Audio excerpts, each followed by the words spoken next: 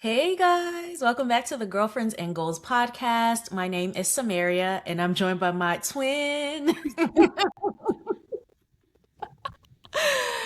If you're watching this, we're twinning down and it was too late to change. But I'm joined by my best friend and co-host. Miosha. And we are back to review Married at First Sight season 20, Mm-hmm. episodes 10 through 12. Yes. So, of course, like this video, please subscribe if you have not yet. Please just go ahead and do that. And Mm-hmm. then meet us in the comments because there is a lot to Yes. talk about. All right. So, let's start. There was a big birthday party this episode, but there are a few things that happened before the birthday party. So we'll talk about the individual couples and what they had going on into that party. Yes. So Adam and Marissa, before the party, they talked about the homework assignment that they got from Paul. Yes. So they're asking questions. I think one of the first questions was I think Marissa asked him, "What's something people assume about you that's wrong?" Mhm. He says that I'm surface level, but I'm a lot more complex. Mhm. Mhm. Okay, sure. Yeah. Yeah, Marissa, I feel like he's kept everything else hidden. I think this is when he goes into something sexual with her, where like she Mm-hmm. asks him a serious question and she's like, I'm learning that we're not really good at being serious, which I appreciate Marissa trying to take accountability for that, but it's becoming obvious that the reason they haven't gotten more serious is because he doesn't want to. That and she also laughs at all of his jokes. Like if she were to just be like, okay, let's just keep it serious or Yeah. not be giggling so much, then maybe that would encourage him to circle back to be more serious. But I think it's also pretty intentional. He doesn't want us to know much about him, Yeah. That's probably how I would be on this show, to be honest. right? I mean, look at who's judging. Little Miss Private. Anyway, then they switched to Truth or Dare, which they found hilarious, but I don't know. When they're on the screen and they're laughing, nothing really is humorous to me, and I love to laugh. No. I will laugh at a clown, you know? So, anyway. All Yeah. right. And then that's all I have on them before the party. Sean and Nikki before the party, they had a picnic. Mm-hmm. I feel like they're always having some type of serious conversation. Can they go bowling or something? Axe Yes. throwing, something. Well, I think is it the activity or is it the conversation? I think regardless of where they're at, I don't know that it would matter. They have a beautiful scenery, the picnic. I think Sean set it up. It's Yes. nice, but I think, and this may be jumping ahead, but I'm going to say it now. I am just so shocked that for them to be the ages that they are, that Yeah. all of their conversations seem to be around one thing. Now, we know that it's heavily produced, Hmm. but you have a 46-year-old and a 48-year-old, and this is all y'all have to talk about. Is there nothing else that is worth mentioning about the complexities of moving both of y'all's lives together? Yeah. It's, Well, it's strange. yeah, because they don't plan on merging their lives, but they talked about decision day this during this Mm-hmm. picnic, and I just felt like maybe if they had an activity where they had to do something and there wasn't pressure to converse, like Mm. I don't No know. talking. No, yeah, that's what they need to play the silent game and just do things because it can be a serious conversation every time you're on my screen. Golly. They spend so much time talking about intimacy and compatibility. Hmm. It is draining because the conversation is going nowhere. Everything still stands. She's struggling with her attraction and he's ready to go. Nothing's changed. Yeah. Okay. Mm, Next. All right, Tori and Felipe. okay. This was a fun scene. I enjoyed Tori on this Mm-hmm. show, but I really enjoyed her friend group. Yes. So she Which is meets diverse, by the way. there. Yes, exactly. She meets with her friends over burnt pizza, and It hit me kind of hard because I went to an event, like I planned an event, and a Mm-hmm. part of it was this like rooftop pizza party. And girl, on Mm. all our reviews, people were like, "Oh, we love the event, but maybe not the pizza next time." Like, and I knew it. Like, we all knew it. Like when we got there, we're like, "Oh, they sold us like a dream. Like, Yeah. oh, rooftop pizza." Anyway, Mm. so I was triggered. But yeah, so she meets with her friend, her friends, and we get to hear more about specifically her religion. So they said Mm-hmm. previously, if she were on a dating app and someone's profile said they weren't a Christian, she would swipe whatever side Mm-hmm. is no, swipe right. Girl, I don't know. Okay. I think swiping right is Oh saying yeah, no. because if you like someone, you swipe left, right? Yeah, because swiping right is the most like this is right, right? Well, we're facing opposite, so girl. Okay. Mio's just like, you could be swiping in any direction. I wouldn't know. But yeah, so she would not choose to match with that person, is Hmm. what we're trying to say. Y'all, please let us know if it's swiping right or left. But I think it's right. But Yeah, yeah, I don't know. so we're hearing, hey, this is actually a bigger deal, even though she was trying to be accepting of it. What I think is interesting when we find out that before she used to not accept people who are of the same religious background as her Or different, yeah. before, but now she is. I wanted to know what did she tell the experts? Did Hmm. she say she was open? Because I don't know, that's a big change to me. Yeah, and I don't think they talked about it in her interviews either. So like, Mm-mm. it seems like based on the editing, they just showed points of alignment, really. Like she would say Mm. something that Felipe might say. Like, say for example, he said, "Oh, I want 5 kids in a house with a Mm-hmm. picket fence, white picket fence," and she said, "Oh, I've always dreamed of having a lot of kids and having the American dream." Like, those are the types of things that Mm-hmm. they showed us. So I wonder if that stuff was disclosed, Mm-hmm. but they didn't take it seriously or whatever. So. Or she may decide, hey, he's checking all these other boxes. Mm-hmm. What Mm-hmm. seems to be the biggest point of contention is, I guess, his ability to be faithful, which it's just Girl, her friends were not having it, and I love that for her, honestly. Um, so they were saying, I mean, the friends were picking up on all the red flags, and I appreciated how honest she was with them so that they hmm could have something to assess. You know how some people hmm lie because they like the person and then they break up and we're hearing all this stuff. Like, girl, if you had told me that, I would have told you to leave him 2 years ago, you know? So I appreciated that she was honest with them. They were kind but kept it real. Like, we don't like cheating men. No, and that's essentially strike number two.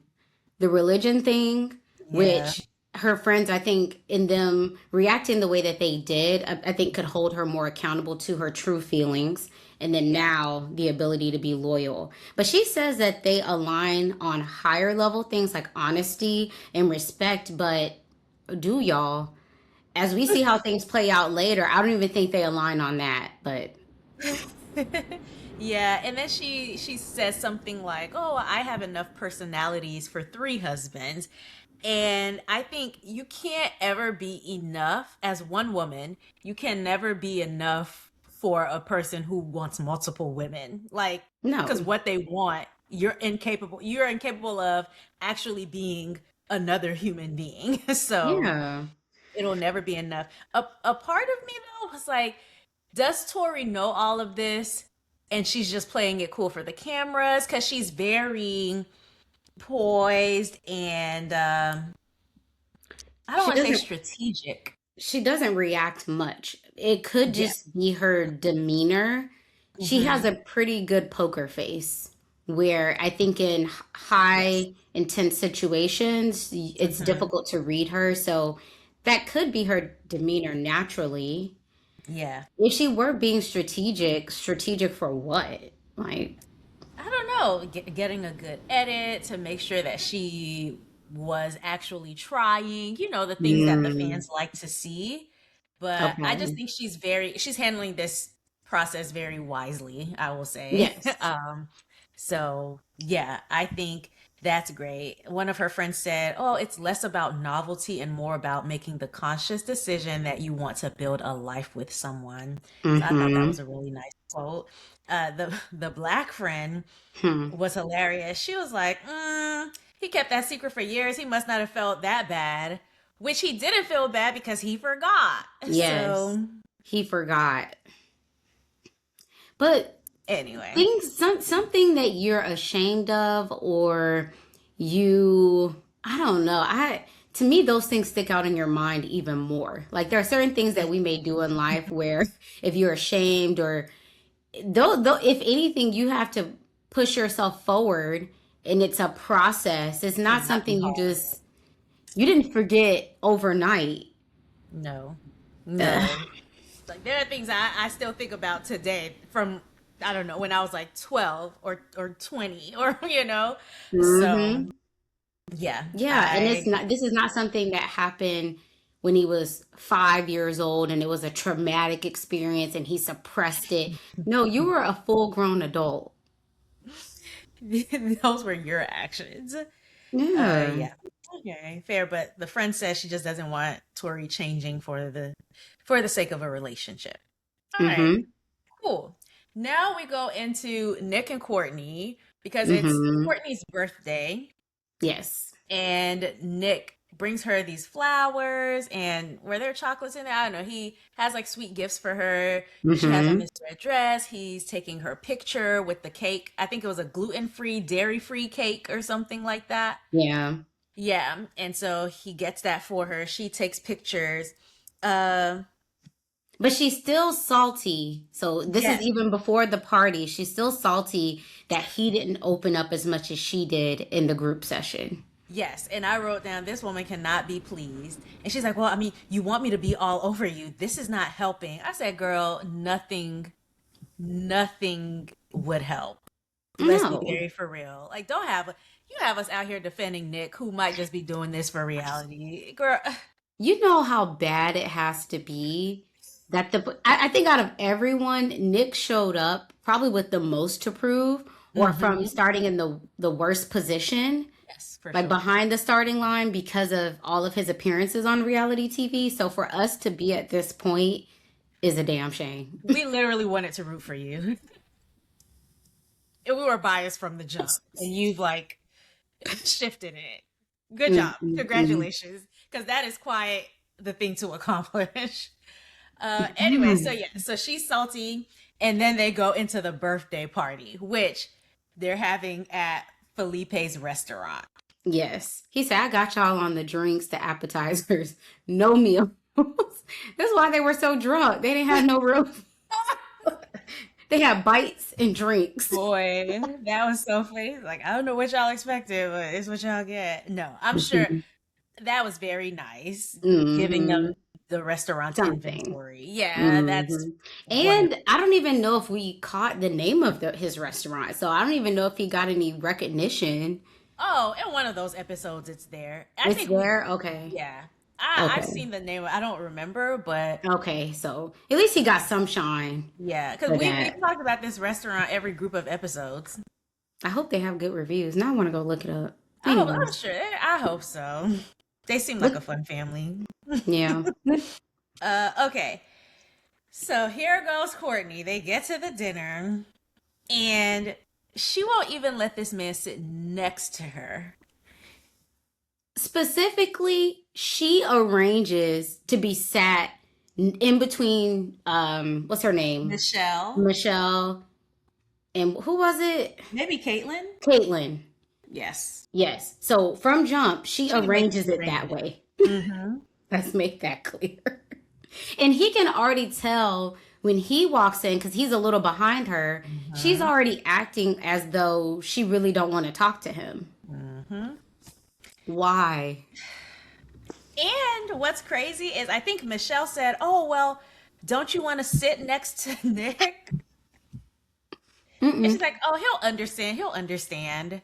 So she's always the one arranging things. Remember when they went to meet her family and she's like, "Oh yeah, they're probably gonna Oh yeah. grill you," and then she was the one who tried to set up the grilling Created. and was upset when there were crickets after she was like, "Oh, let's talk crap about Nick." They were like, "We don't have crap to talk." There's when nothing you to got say. yeah. So yeah, so Michelle is like, "Don't you want to sit next to Nick?" She says, "Oh, he'll understand."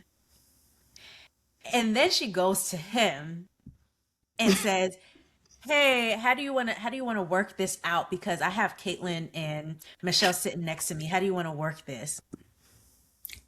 That is next level manipulation. And this is going to be watched back.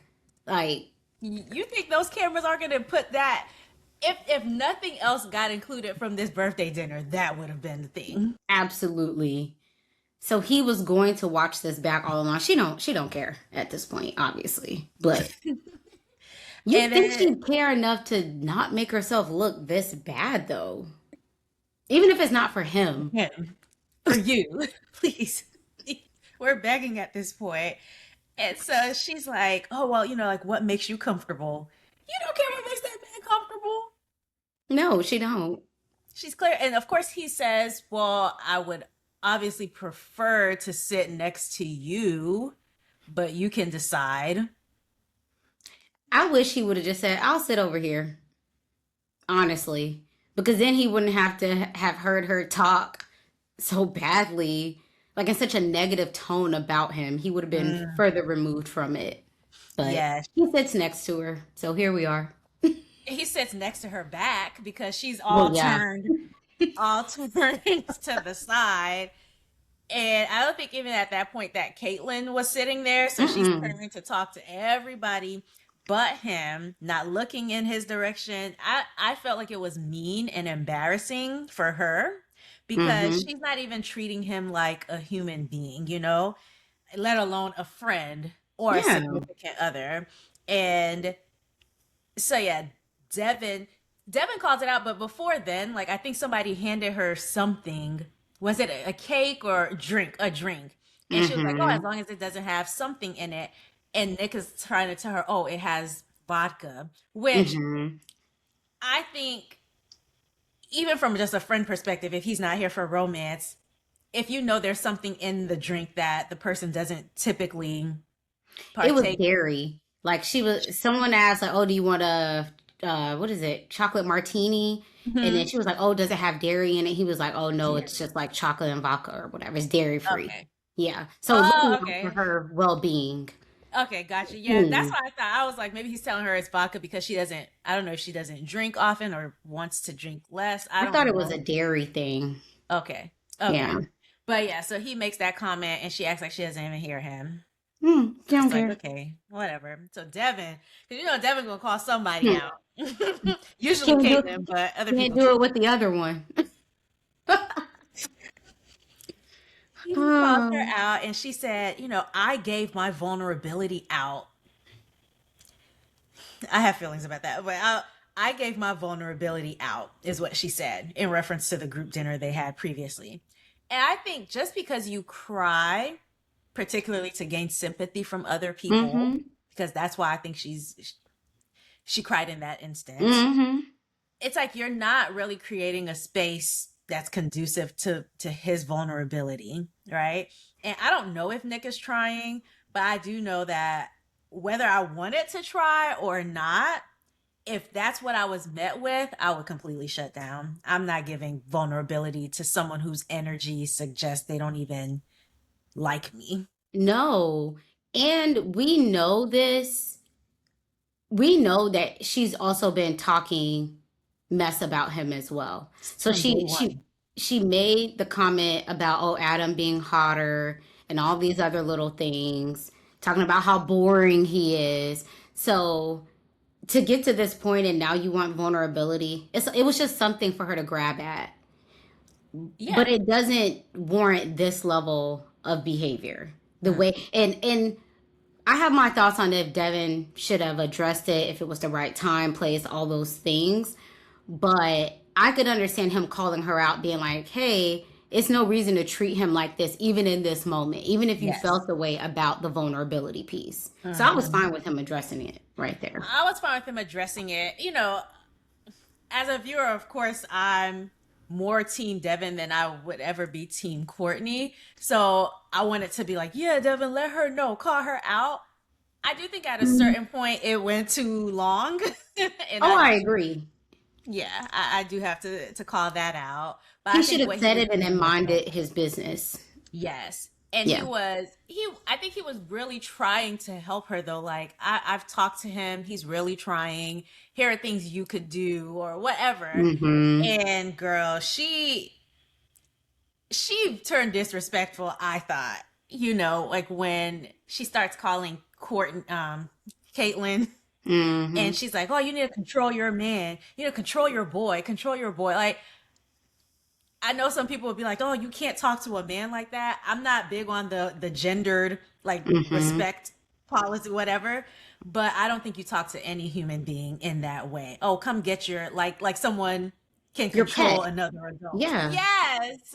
Yeah, it was Yeah, I didn't like demeaning. that. But even before that, she said when she was referring to Nick, she called him an MFer. This MFer, I don't know if you caught that. She did. I She missed that. I did did. not catch She that. did. Yeah. And because the camera was facing her, but you could kind of see him in the background, like looking. Yeah. So I'm sure he's hearing all this. So she was already getting disrespectful. Then she topped it off with "Come get your boy, control your boy."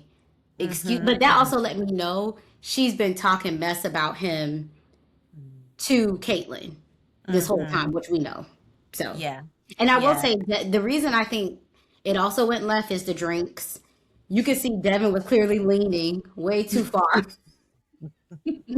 So I could see her being annoyed, like, get out of my face with this. First of all, stop drinking. Right. You're not even sober enough to have this conversation, but his intentions were in the right place. And I think she was being unnecessarily rude to Nick that Yes. night. So, May I talk about the highlight of this moment for me? hmm.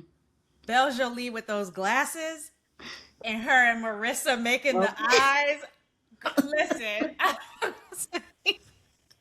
Like, girl, you seeing this? being a girl is so much fun because I was so tickled by the and Marissa's faces. I mean, it was just I just adore watching girls be girls, and Mm, so mm, that's what we mm. might have to. I might have to put that on the thumbnail because that I was such a know. cute little moment between those two. To be a um, fly on the wall. Mm, okay. And so after a while, Belle is like, "Hey, just let it go. Let it rest. Maybe not on her birthday. Like hmm. just relax." And then when Caitlyn, oh God, when Caitlyn comes over, she's like, "I see why you can't live with him. You don't have to hit below the belt this way, ma'am." That was They've nice. been talking about both of these men like a doll. Yeah.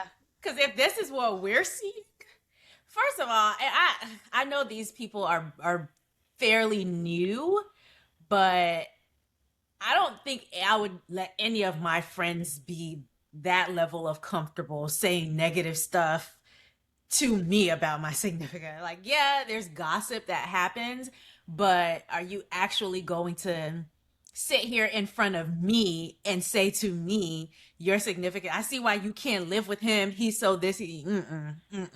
The only way you be comfortable is if you can't push back if you know you've been talking about him as well. So, Or they've been saying these things about him in private, and now hmm. it's just like, yeah, yeah. So I thought that was a little bit messed up.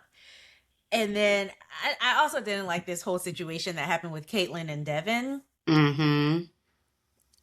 Something about these men on this show and this season saying stuff like, "Oh, as my wife this or as my wife that." First of all, y'all not even legally married this season, so let's Mm. start there. But I think sometimes it comes from a place of entitlement. Devin, maybe I could try to understand, like he wanted Caitlyn to have his back, but I don't. I think he should have maybe brought that up a later time or whatever. Like, hey, if this happens again, this is Yeah. how I would prefer it gets handled. But to address it right then at the table, when, like she said, I wasn't even here. Why am I getting smoked? Why am I being brought into it? Of course, it's Caitlyn, so she was being a little cold about it. But Hmm.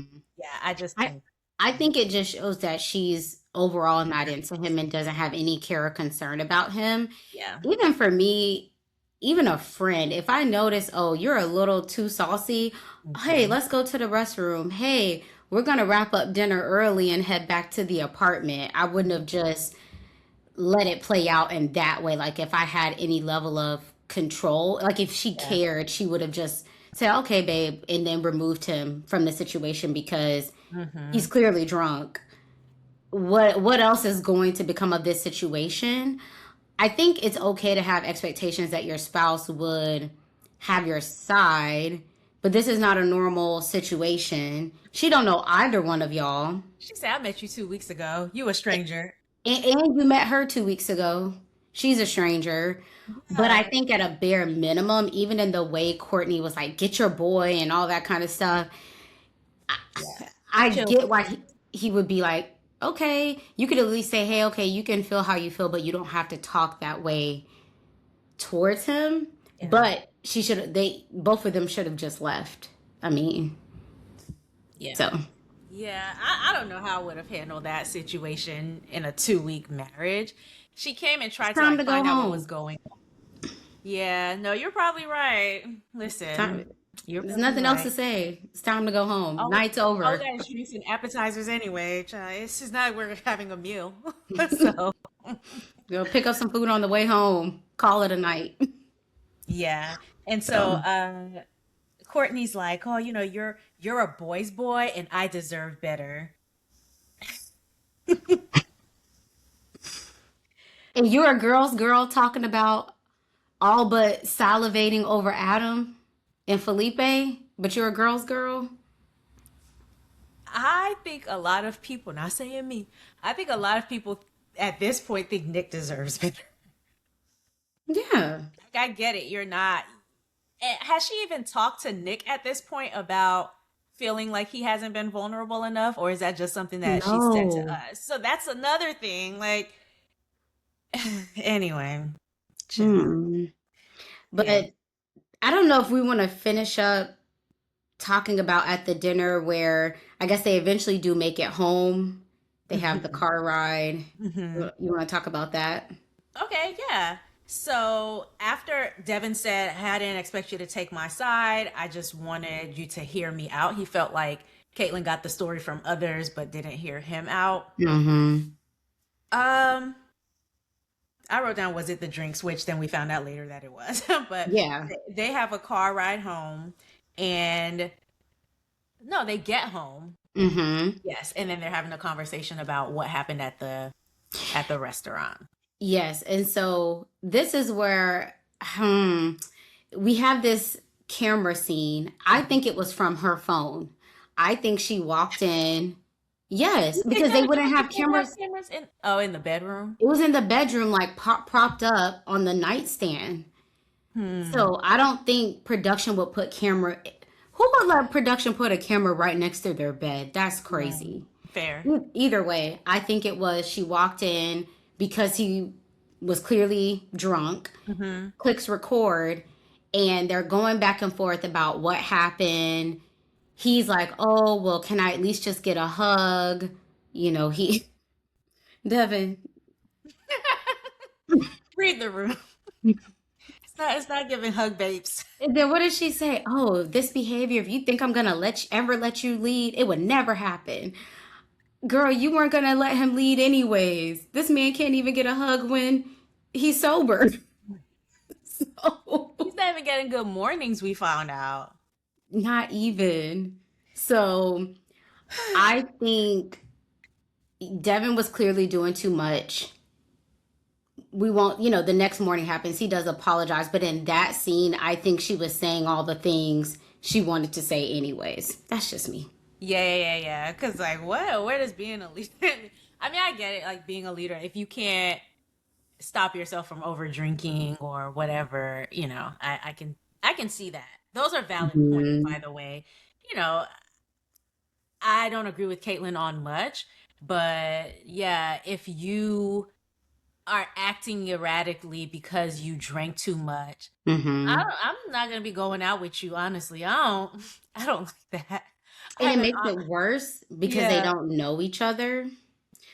So But you could be like this all the time, and I'm just getting a glimpse. yeah, but I stand by. I think her reaction is heightened because she just doesn't like him. Oh, for sure. For So sure. Because you would maybe wait until like the next day and have a conversation and all those things. But I will say this is a situation where however you treat it is how you treat it because Devin is in the wrong. Like hmm obviously not in a disrespectful way to him, but if you're saying, I don't trust your decision making in this moment because look at the situation you just got us in. You didn't know when to just stop, yeah, you know? So, yep, yeah. Okay. So yes, he apologized to her. She said she's dealt with substance abuse in the past, like in partners in the past, and that whole hmm situation was triggering for her, which made it even more. I mean, it was already understandable that she felt hmm uncomfortable with him drinking too much and causing trouble, but even more understandable that it was a trigger for her. She yes, said she was confident they could get past it, and but that she needs to make sure it's not a pattern and that he can take the lead. Whatever that means okay, in my new voice. yeah. Courtney, yeah, Caitlin, do you want Caitlin. to be led? Girl, be so for real. Okay. And then I don't know when it was that she said this, but she Mm. said something later on in the episode about he's so unashamed to take accountability. Oh yeah. When did she say that? I don't remember. But she did I, say it. is it? She did. That was the next morning, maybe in a confessional scene. They were driving in the car. I Hmm. remember somewhere, and she did say that, which is Okay. true. He is quick. He apologized. Didn't try to make Hmm. excuses for, oh, because of this, oh, because of that. He just Yeah. jumped straight to it, Yeah. and he was Yeah. still hungover though. So I think for anybody who desires to be partnered, I personally feel like a partner who takes feedback well is always mhm. something to look for. But then again, what do I know? Like, take anything Mhm. I say with a grain of salt. But I just think that's a good human quality to Yes, have, and I would want my friends to have that. So I would want my significant other to have that too. yes. Okay. Okay. All right, and then Adam and Marissa, I don't have Mhm. much on them afterwards. They I think, go oh, shopping for crazy clothes. yes, he was doing all these outfits and stuff like that. That's what Yeah. happened. Okay. Cool. t- t- t- t- Nikki and actually, can we talk about Courtney and Nick and Michelle and Cameron, and then we'll end on Nikki and Sean because the next episode starts with them. And then we also had a little bit of Belle and Mecca, I No. thought. Yes, we did. Okay, starting from the dinner actually for Okay. them.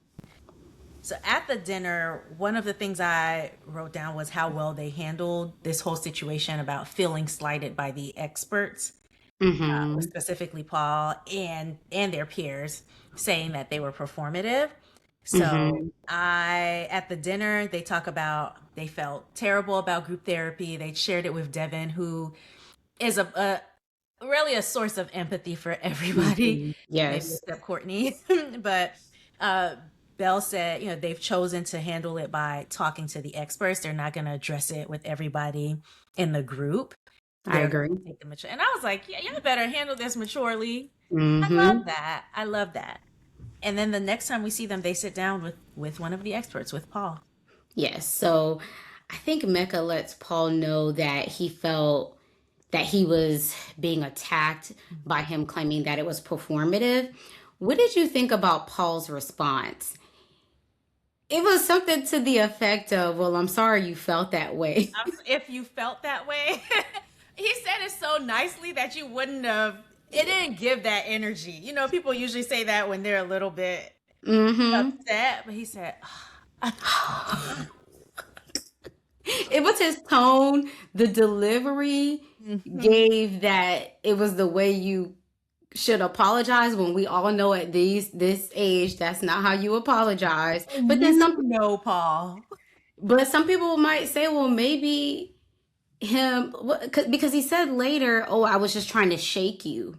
Yeah. So in other words, no, I stand by what I said and what I did. Hmm. But I didn't mean to hurt you. Sorry you felt that way. Yeah. Yeah. Okay. And Belle, of course, said, "This is how Mecca is behind closed doors," Mm, which again, we've seen glimpses of that, so He is an exaggerated person. person, but Yeah. I stand by Some of the words he used were just some of like, the words he used. And just because you can compliment someone and you feel like you have twin, Samara and I can have twin energy. We're twinning clearly. today. It's always Clearly. a vibe, but that's not romantic. And Yeah. so I stand by it was performative because it wasn't clear if everything he was saying was in a romantic Mm-hmm. vibe. Mm-hmm. So he was being himself. I agree with you, Belle. Yeah. But was it like, oh, he's all into you? Yeah. Was it for the purposes they would want to see it? Right. Yeah. Okay. I'm glad Paul did some type of apology because I think that Mhm. made Mecca feel comfortable with continuing with the It conversation. softened. It softened him. For sure. Yeah. For sure. Paul, next season just work on those apologies. Maybe don't do it Maybe like I need to try that. Oh, that. Right. let Gotta me do see a if it deep works. dive. That's the formula. But Okay. then he asked him, would you feel comfortable talking about your mother? And I said, well, where was this when y'all were forcing Tori to talk about her daddy issues? Where was Mm. that? Where was that ask? Now you're asking. Now that Now it's a you were private. in a private session. Now you want to ask? Oh, okay, okay. Mm, mm, mm. But yeah, so they talked about his fear of commitment, like that Hmm. of love. Yeah, he says he knows that he has walls and barriers up, and that he's never felt maybe a genuine love from a woman, which I think is understandable given his history with his Mm-hmm. mom. One thing I think I was thinking about is I think we're used to seeing, unfortunately, people navigate absent fathers and the effects of that. And I don't, camaraderie is the wrong word, but I think many people can relate to an absent father. But it's Mm-hmm. very rare to see an absent mother. And so I do empathize with Mecca on that piece Mm-hmm. of one, having that experience of an absent parent, a mother specifically, but two, no, there's probably barely any people that can relate to that experience. Mm-hmm. I rarely ever see it. And so Yeah. I think it's interesting that we're getting this so much exposure to this dynamic Mm-hmm. and the effects that it has, given how I think rare it is. Yeah. And I'm sure the rarity of it also has a pretty big impact. Yeah, for sure. For sure. Uh yeah, I don't know. Has Mecca ever talked to his mom? Did he say that he had? I think he said she Yeah. was around until 5 or something. And then he got a stepmom. He was raised with some Who siblings also was for, like, I ain't dealing with yeah, that I'm out of nonsense. here. So it doesn't sound like there's been a rekindling of a Mm-hmm. relationship. Yeah. So I was like, I wonder if there's any way of reaching out to his mom and just having her talk to him about some, like, I don't know. He's clearly whatever it hurting. is, it's not going to be solved on MAFS in the time. By Like, MFers, as Jessica yeah, was saying. it's not going to be here. Yeah. Um, yeah, he's having feelings of not being worthy.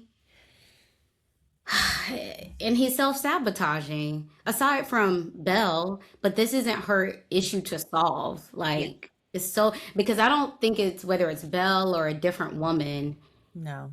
it's not going to matter who it Anybody. is. Mecca's the Yeah. problem. Like, well, he's not the problem, but he is dealing with the Yeah, problem. his situation. He said that Mm-hmm. he would feel jealous of other kids who had their moms. Mm-hmm. So yeah, this Yeah. is not something I want Belle to take on. And I don't know. We can talk about the online discourse about her later. I don't feel like she's taking it on.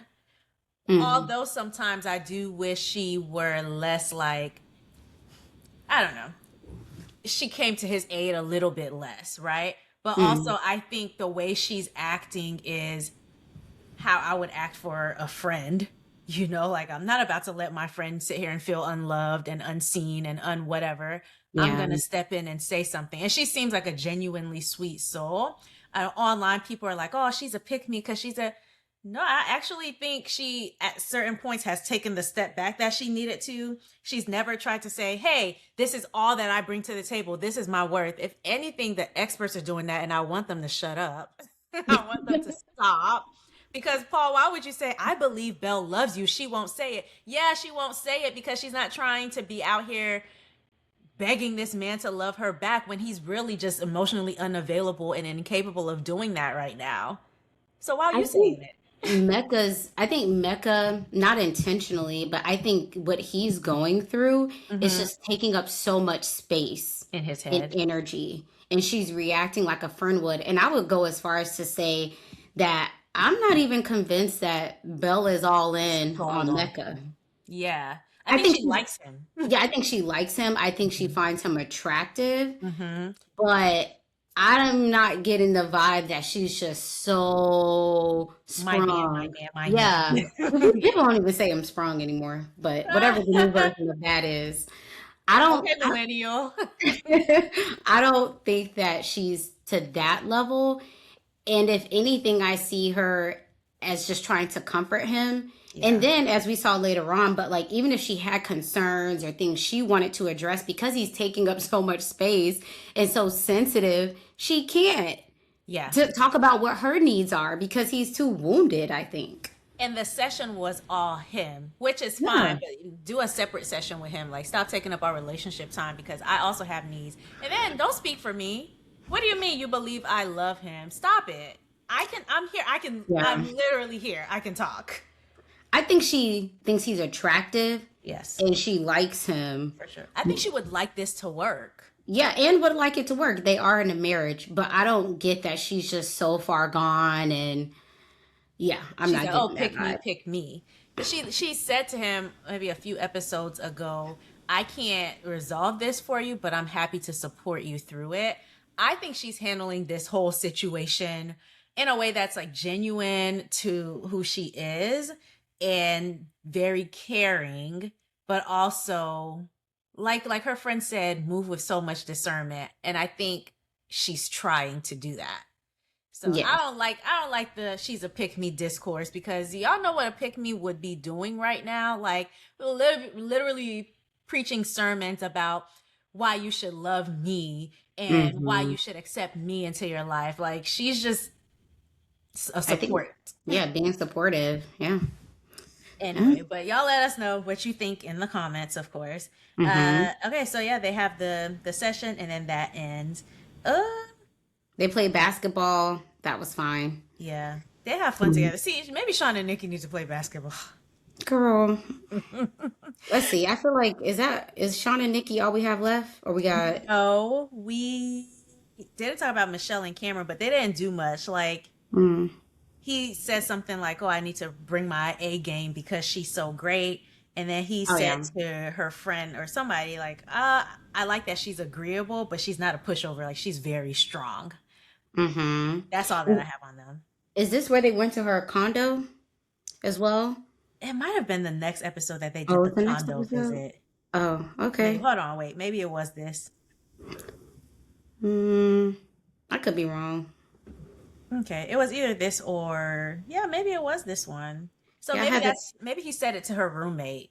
Yeah, so they go to her condo, which she renovated. It's very cute, well It put is. together. And yeah, that's where he was saying how she's talented and humble. They showed some of her paintings. Her roommate Tim is there. And one thing that he wrote, what were you gonna say? No, I was just gonna say, Tam, like, don't come up in here messing up my little situation.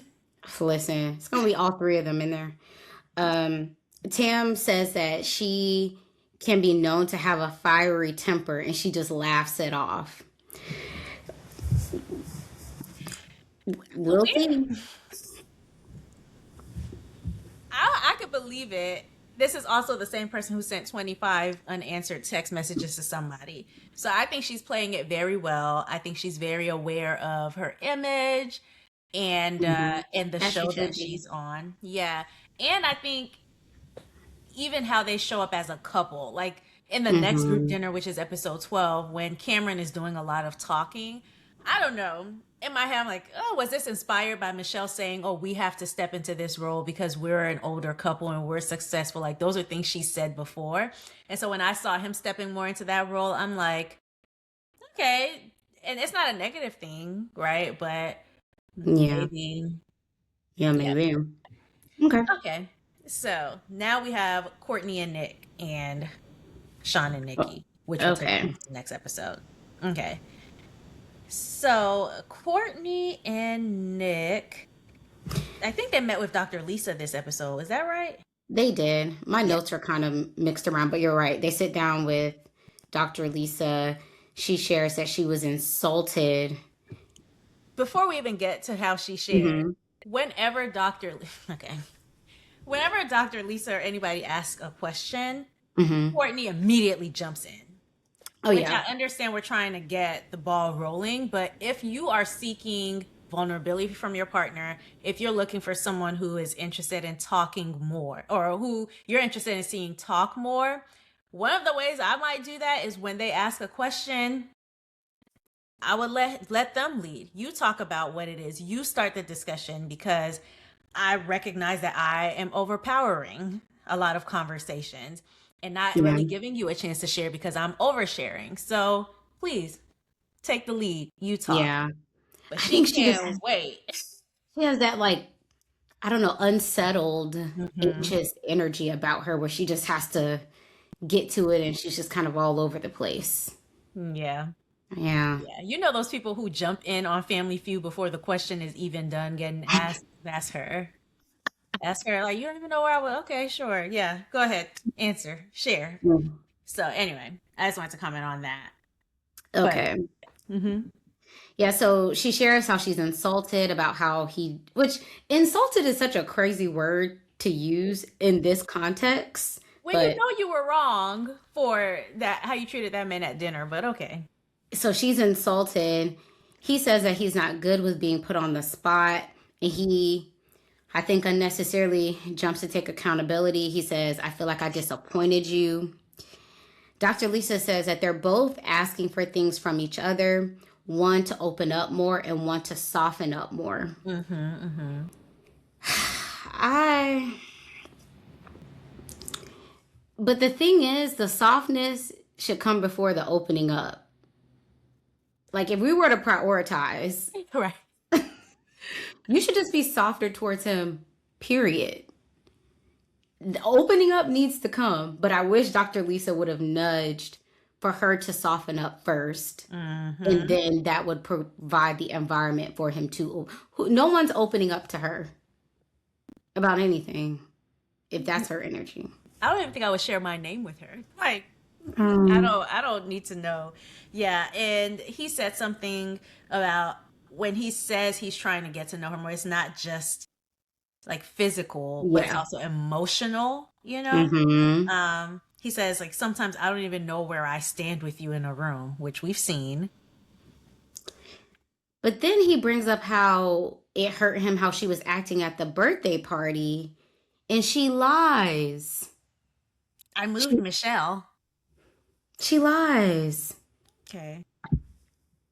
My thing is, if you're gonna be like this, stand on business, please. Yeah, Save us absolutely. all.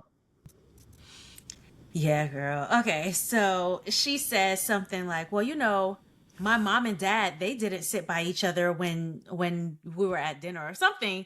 And it's like, Mhm. girl, these people have been married for how long? You don't know how many years they sat next to each other because it was just the two of them. Mhm.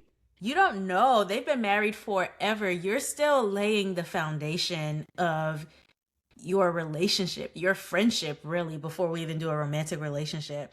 And I bet you your mom is nice to your dad.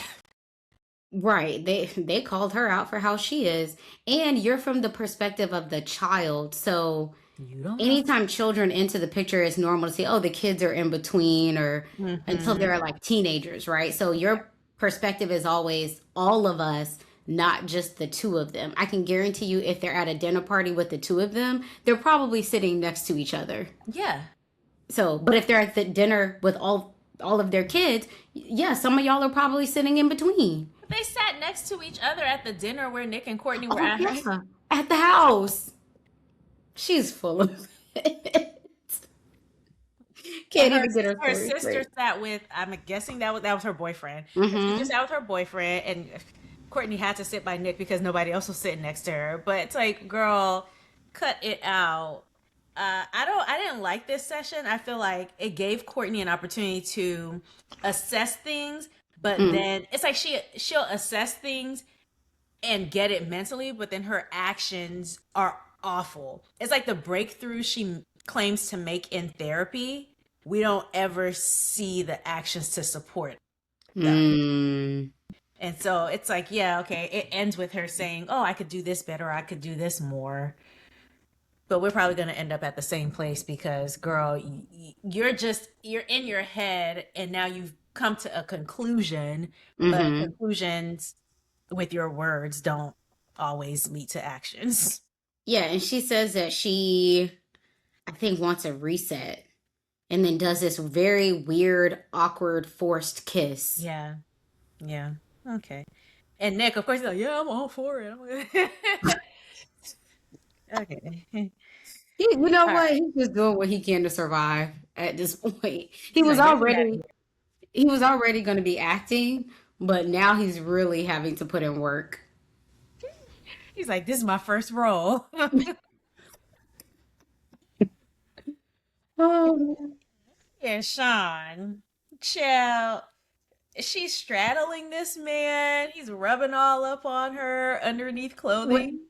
when I tell you I almost fell off my couch in this scene, how did we get here? How did we get here? Seriously, it was a lot. It was a lot.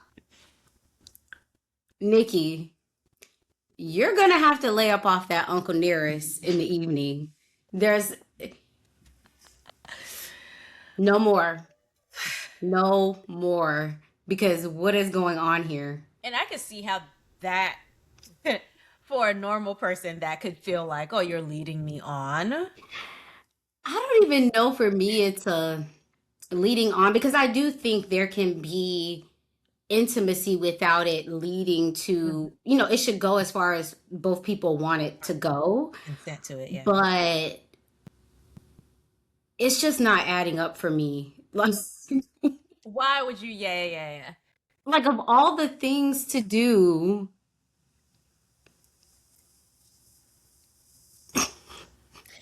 So she says her initial attraction was an absolutely not, but she's taking him in as a whole person.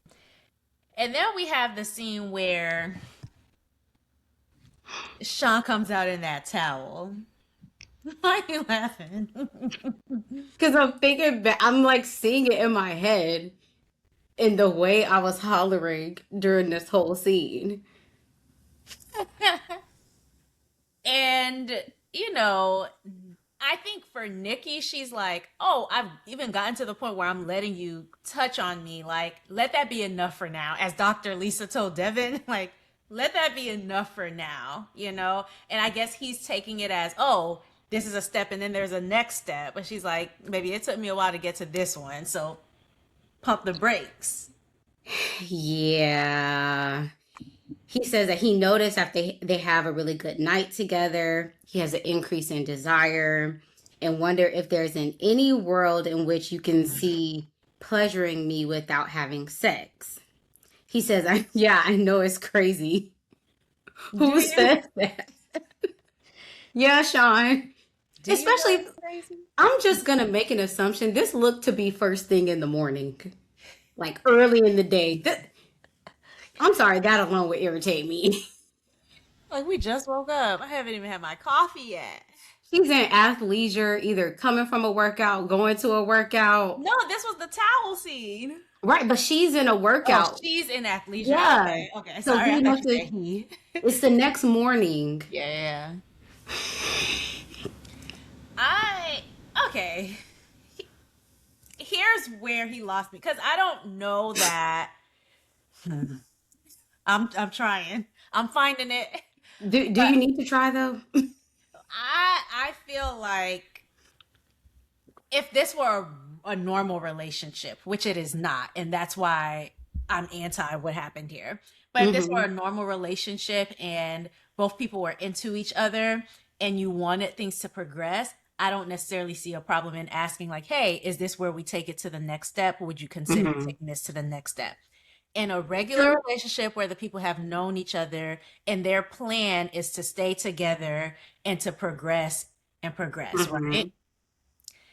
But Sean, you've known this woman for 2 weeks, and I understand her progressing with you makes you want to take things to the next level. Um, and so you feel like you should ask. However, where he completely really lost me, because he was losing me as we went, but where he completely lost me was the as a wife talk. I'm He your home. says for he says for me, it's part of showing up as a wife. If you notice your husband has a need and fulfilling that need at some point. I don't like it. I don't like it. It, it's just exhausting. And it's like you said, under normal circumstances, I'm fine with this, but for Yeah. their ages and just Yeah. this process too, like, why is this the focal point? And for a normal relationship, I'm okay with the ask and like saying, "Oh, I would like this to progress," but I wouldn't want there to be any pressure. Like you can put it out there and just leave it. It's But not a he's been putting it this out is there your though. right. And so that's So, where it's like, okay, I'm not there. I think she handled it well. She's like, "Hey, I'm not at that stage yet." and then, in my mind, if I were to think of Nikki and everything I've seen of her as a person, Hmm. the way he had that conversation, baby, that conversation was not going to be it to get her to move closer to you. If anything, it would push her away even more. Nikki just doesn't come across as a type of person that would be like, okay. And he phrased it that way. What about Nikki tells you that any talk about as a wife or your duty or it, Nikki is not that type of woman to respond to that. And most women shouldn't. Like, you can No. say what you want. Don't tell me. Again, y'all aren't even married legally, right? And we might not even make it to that point. So don't tell me, in a sense, like when it comes to physical stuff, like don't bring up, oh, as a wife you need to be. Don't do that. I was already Mm-mm. uneasy when Devin said, oh, as a wife you need to have my back in this way, and he did it in a public way. But it's just increasingly uncomfortable when you're talking about like physical acts. Hmm. Like that's not cool at all. I just want to know what in his brain did he actually think? I'm like, are you purposely trying to trigger her? What is I, going on here? I think in his head he felt like he was doing direct communication so that there wasn't any Guessing. ambiguity. Yeah, around what his needs were. But we get it. There's no ambiguity. You don't have to worry about that. It's been clear from the second you said you wanted a honeymoon baby to us, the audience. I think it's very weird for anybody who is about to marry a stranger to want a honeymoon baby when the honeymoon is the day after the wedding where y'all just met or a couple days. Insanity. Yeah, that's crazy. But yeah, also I will say for Nikki, everything is an escalation. So when she's like, Yeah. that's a big jump. Like you're not attracted, so everything is an escalation. Hmm. I think the straddling again could naturally make somebody think, oh, we're heading in that direction. If I were him, I would have just naturally waited. I would have been patient to see where it led. Mm. Okay, today is the straddling. Where might she take this next? Like instead of putting pressure on it, Hmm. if she's naturally doing the straddling and naturally, let's see what else she naturally does. Let her be comfortable. Just like take that. I think he needs to get that out of his head Hmm. and almost like let her lead when she's comfortable. And if that means in the 8 weeks it doesn't happen, I think you need to accept. Honestly, just accept, hey, in this 8 weeks, it's not going to happen. Yeah. He probably knows she's going to say no. So he's like, I want to get something while I'm here, which yuck. Mhm. Right. Anything else on these two? Was it in this episode where later that night they do have The talk. the talk? Oh, yes. Where she's like, listen, you brought up something about a wifely duty. Wait. First, hold up. So this is the setup. We got to give a little bit more context where they're having a romantic night in, The and flowers, he does the yeah, the flowers. flowers, Yeah. the red rose, the rose petals, Yeah, yeah, yeah. and he has her blindfolded. He's putting different things in her mouth. He almost drowns her Food. with food. He almost drowns her with whipped cream. Nothing about the vibe of this is giving sensual. It was giving comedy to me. And he like ties her up, and I'm just like, poor Nikki. Like, She's a great, she's a great sport for someone who's not she is like, a very great sport because I would never. yeah. But also, I can understand why this was the time to have that conversation. Yes. Because I would be thinking, okay, we had the straddling last night, this morning, and I don't know the timeline, Yeah. but shortly after, he's saying he wants like mutual touching, Mm-hmm. and now he has rose petals. Where does he think this is going? Is what I would. And Yes. so when she started to have the conversation with him, I was like, okay, yeah, I think this is an Oh yeah. appropriate time to have it Yes. because I don't know what you think these little rose petals are doing, but they're not doing that. No. Yes. All right. Okay. Then she has the conversation about wifely duties, and Mm-hmm. even though those weren't exactly his words, which he's like, oh, I didn't say. He tried to switch it up, which he always does, but I didn't say those are your wifely duties. You said as a wife you need to. They I would played it back. That's what he said. That is what he said. say it was And sentiment. Maybe it wasn't verbatim, but yeah, you said that. then the way he tried to act like, oh, I would never. We've You seen you do did. it multiple times. It's not even the first time. What do you mean? Like, his camera's rolling. Oh, and so then he goes in his diary cam. His diary cam is getting him in trouble these episodes for me. He's like, girl, get out of here. Ain't nobody sweating you.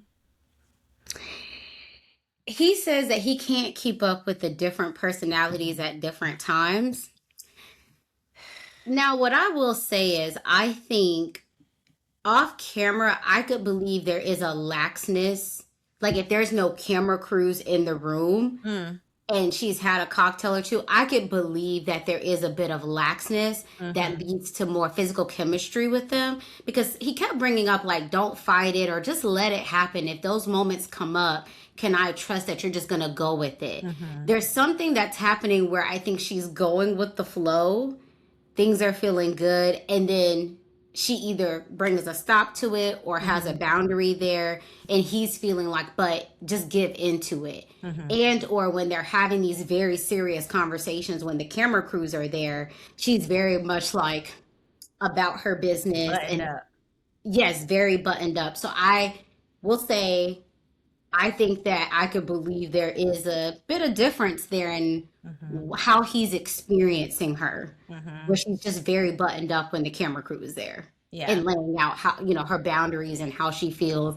Um, and no, I do not think her straddling him means that it should have led to anything more. But I do think that there is clearly, Yeah. more comfort that she may have with him that we're not seeing everything. Yeah, I can hear him out on saying, "Oh, that's confusing." I Is it think confusing though? I don't think it's right. confusing. I think I think maybe he's just He's hoping to get frustrated. lucky. Yeah, He's fr- he's frustrated, hoping to get lucky. I think he just needs to pull back. Like, if I were the experts having a conversation with him, I would say pull all the way back. Let her do what she's comfortable with. Which, for the record, I think any man dating a woman should do anyway. But yeah.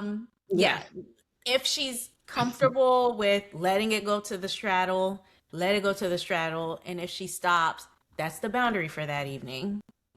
He should have did what Shaquille did. You remember when Kirsten was Yeah. like, "Oh, the ball head, not for me." Shaq was like, "Okay, cool then." And he put the ball in her court, and she Yeah. eventually inched closer. Mhm. He wasn't treating her mean or bad, but Yeah. he wasn't pressing her about Mhm. anything. So it got to the point where she wanted to explore things Mhm. physically and took the lead on it. Yeah. So yeah, Yeah, but it makes us as viewers uncomfortable, Sean. Sorry, you have to know that. All right. ain't nobody sweating. You are sweating her. You just met her from the jump. Like 8 weeks is not a long time to wait, Mr. Man. You could wait. So then you want to jump to episode 11 Yes, and just pick please. right back on up with these two? Mm-hmm. Okay. You can go ahead. Okay, so I think this starts where they're opening up. I think it's still talking about them and the intimacy. He claims it wasn't the wifely duties and that he doesn't need a release. He says he's been on a fast. But that's not her fault. That's not her responsibility, right? To now account for the fast you've been on. She's not about to be pressured into something 2 weeks into knowing you because you fasted for however long. Cut it out. And that's not what he said. He was alluding to her helping him with some type of physical release. So this for me showed just a verbal manipulation. And I can get her frustration of you'll say one thing, try to walk it back. Things aren't adding up. She asked, "Do you expect to have sex before this is over?" And he says, "I don't have any expectations." Lies. The lies. The lies. Yeah. He then says, something about maybe before decision day, he doesn't want to just go into it with a platonic friendship. Mm-hmm. Said that he feels like it wouldn't be healthy to say yes if they haven't explored that side of the relationship. Then say no.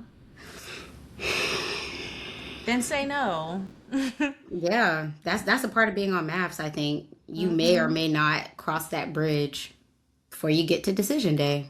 Yeah. So, Period. um, Okay. And then I also noted this is the least escalated conversation they've ever had about an issue. Like mm, usually when they have issues that are bringing, that they're bringing to the forefront, now it's an argument. They did well with that. So kudos to them. hmm All right. Michelle and Cameron, okay, episode 11.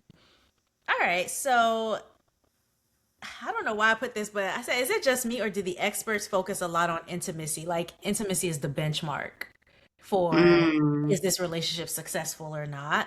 And I don't know how useful that is, but they're the experts, not me.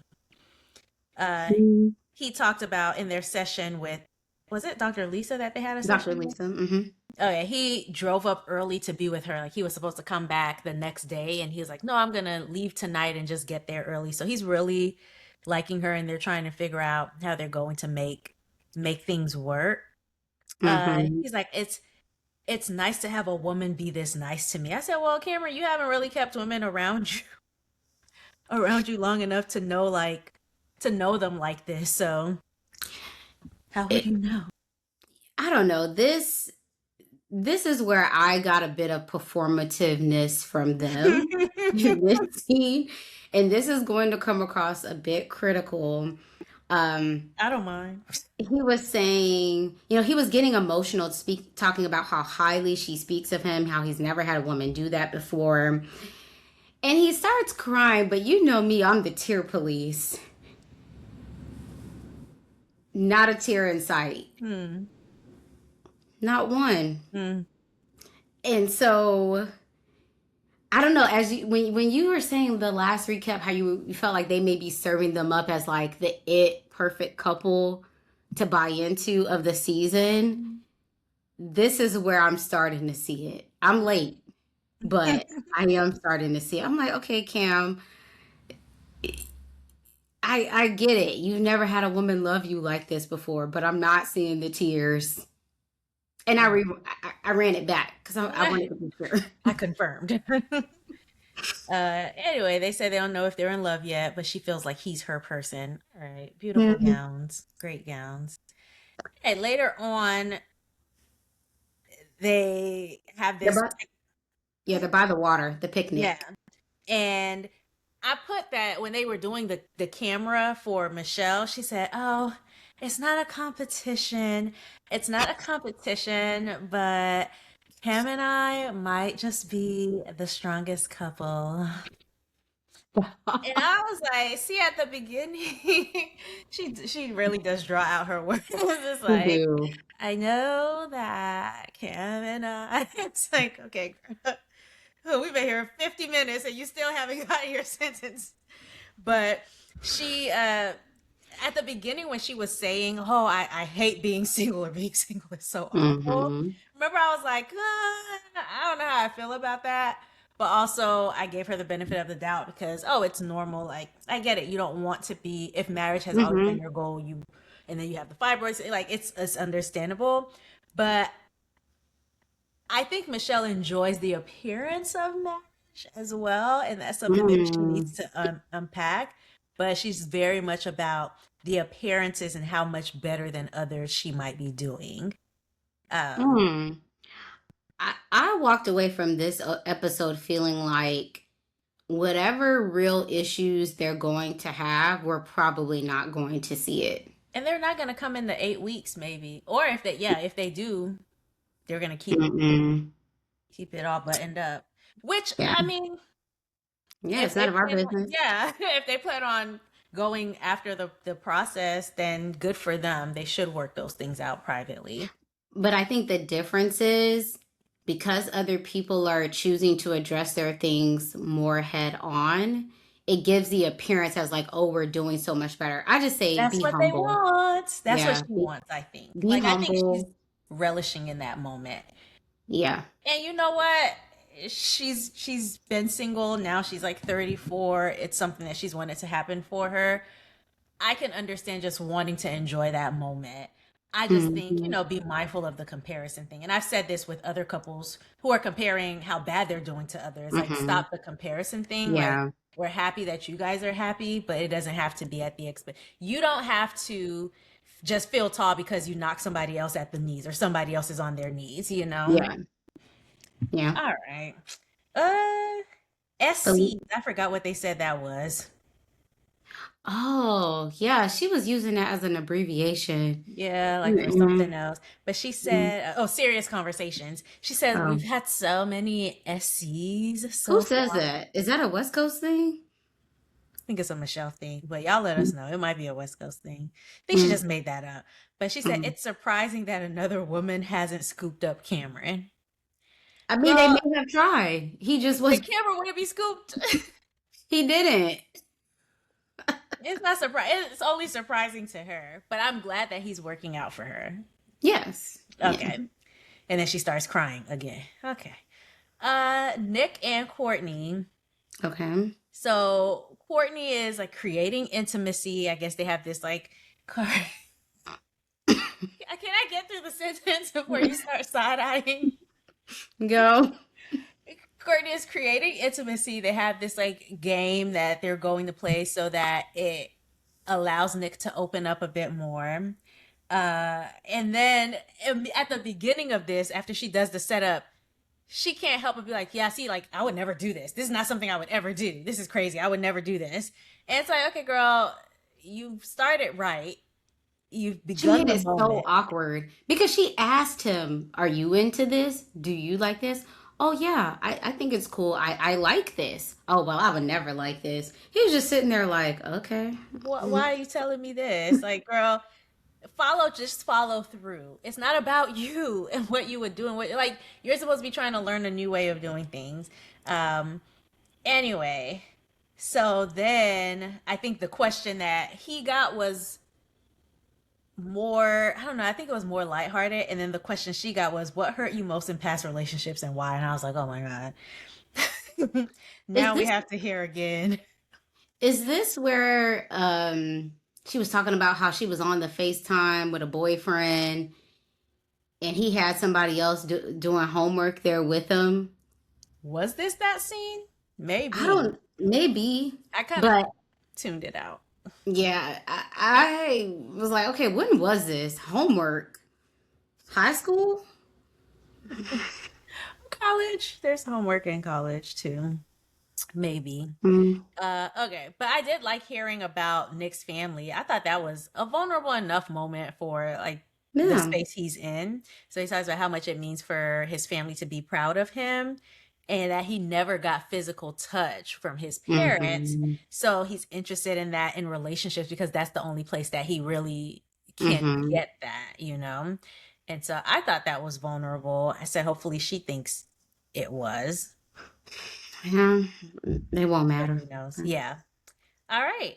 Tori and Felipe, they go to his Mhm. place. It looks fine. It looks Oh nice. yeah, it looks good. Yeah. Yeah, I think he said his mom decorated it Yeah, his mom for and his him. sister. Hmm. He asked if she'd be willing to move in together immediately. It seems like she wants the suburbs, yeah, because she would like a family.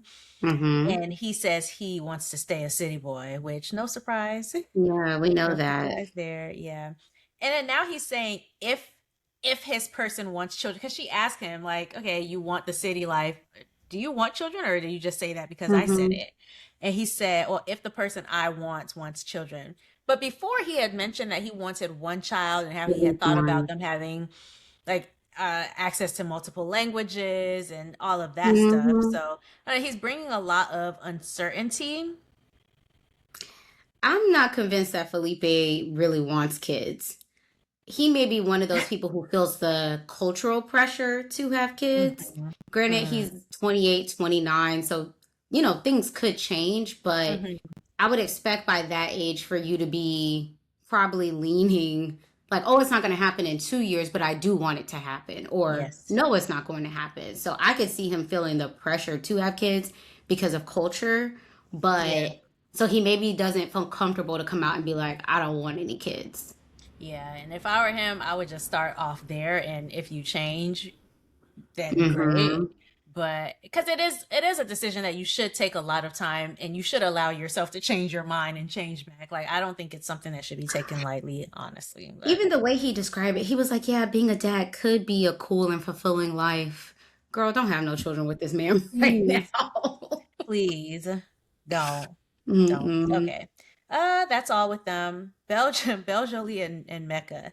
They I go will to say at the end of this conversation, because it was a lot of uncertainty in that conversation, oh she ends it by saying that she's just taking it day by day, mhm. even though she does feel good about their marriage. So I like how Tori is like taking it all in One and bad not trying to convince him one way or the other. She's just hmm like, it'll be is what it is.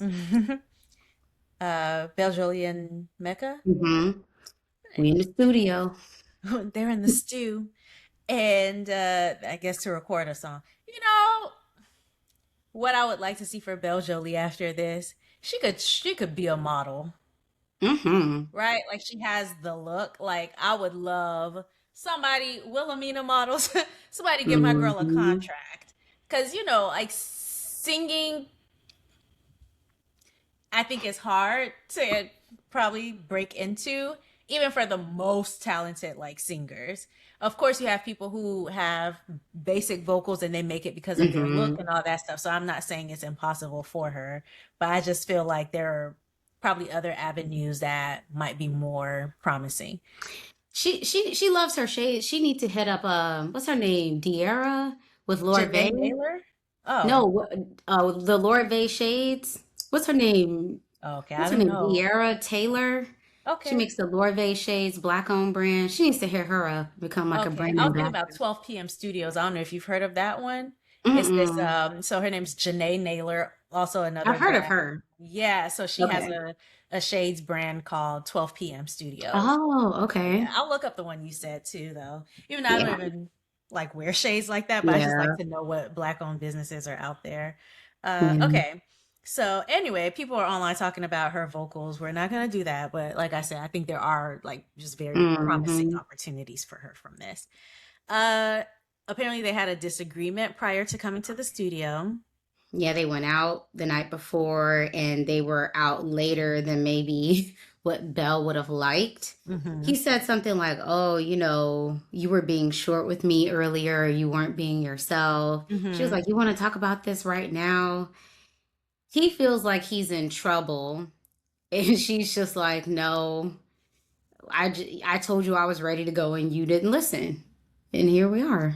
It's It fine. sounded like because he said, saying I know I'm in trouble is an interesting way of phrasing it. It's like a very childlike way of phrasing it. I don't always Hmm. like that in husband wife. Anyway, in romantic Hmm. dynamics, but anyway, she said, "Listen, I told you when I felt tired, I'm ready to go." He said he felt like he felt she had felt that way for a while. And Yeah. so he's like, you could have told me hours before when you were feeling tired, and I would have made sure we got home before that time. So he feels like she maybe held out from telling him until it was too late, and that caused tension. But she's like, no, I was fine up until the point that I said, take me out of here. Yeah. I I feel don't know. like this Big one. argument was a normal couple Yeah. It was argument. Like, like, oh, there's just another always one person, Tuesday. yeah, who wants to be out a little bit later, and maybe they ran into some friends, or they just Hmm. want the night to keep going, and you're like, I'm over it. Yeah. This is solvable. Y'all just agree before you leave the house the next time. Yeah, and she said like I wouldn't say that you're in trouble. Like that's not how I would phrase that. But yeah, I am tired. I usually get more sleep and now we have a full day. So yeah, it's not going to be the same. I'm not myself. They're like you're not hungry or you're not yourself when you're hungry and that Snickers Hmm. commercial, that's me with a nap. Let me have it. I feel like in this situation, it just shows how I feel like Mecca's more sensitive to feedback, Hmm. where Bella's just like, it's not that big of a deal because it goes a little bit deeper. Where he said he grew up just always being in trouble, and she says, I Hmm. don't want that to be your mentality. It affects everything.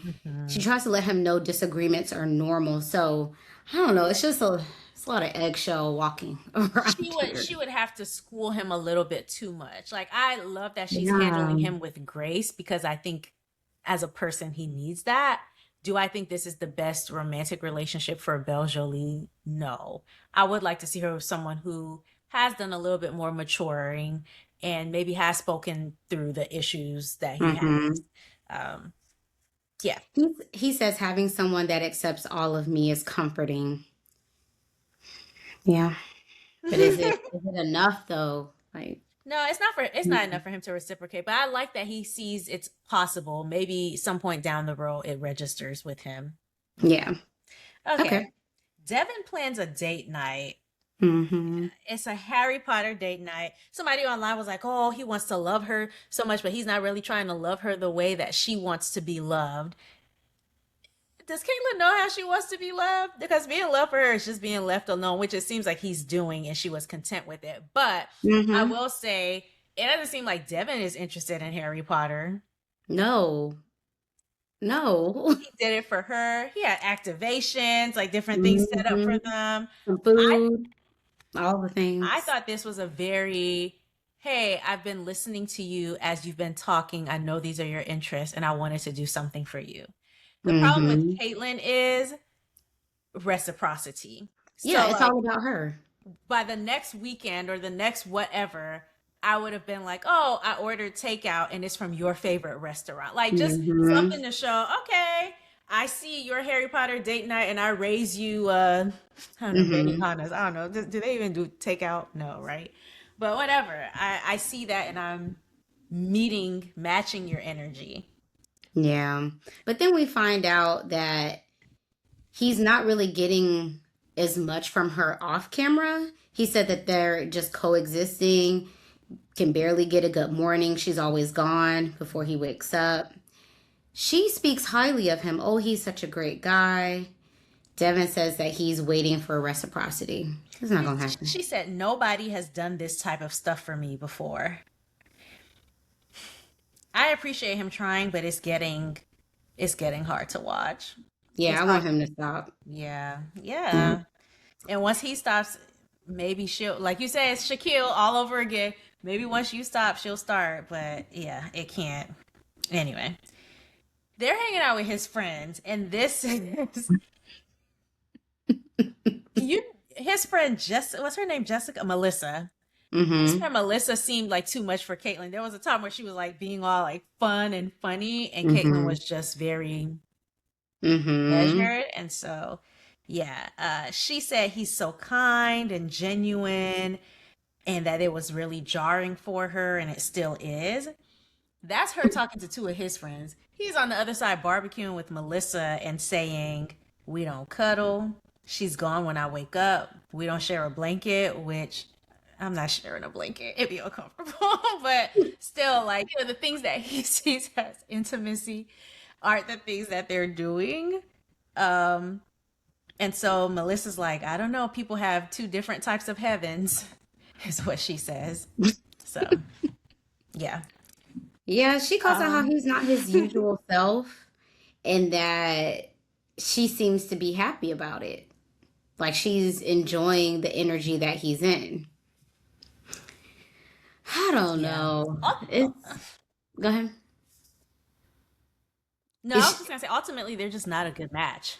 yeah, it's not. I want him to stop at this point.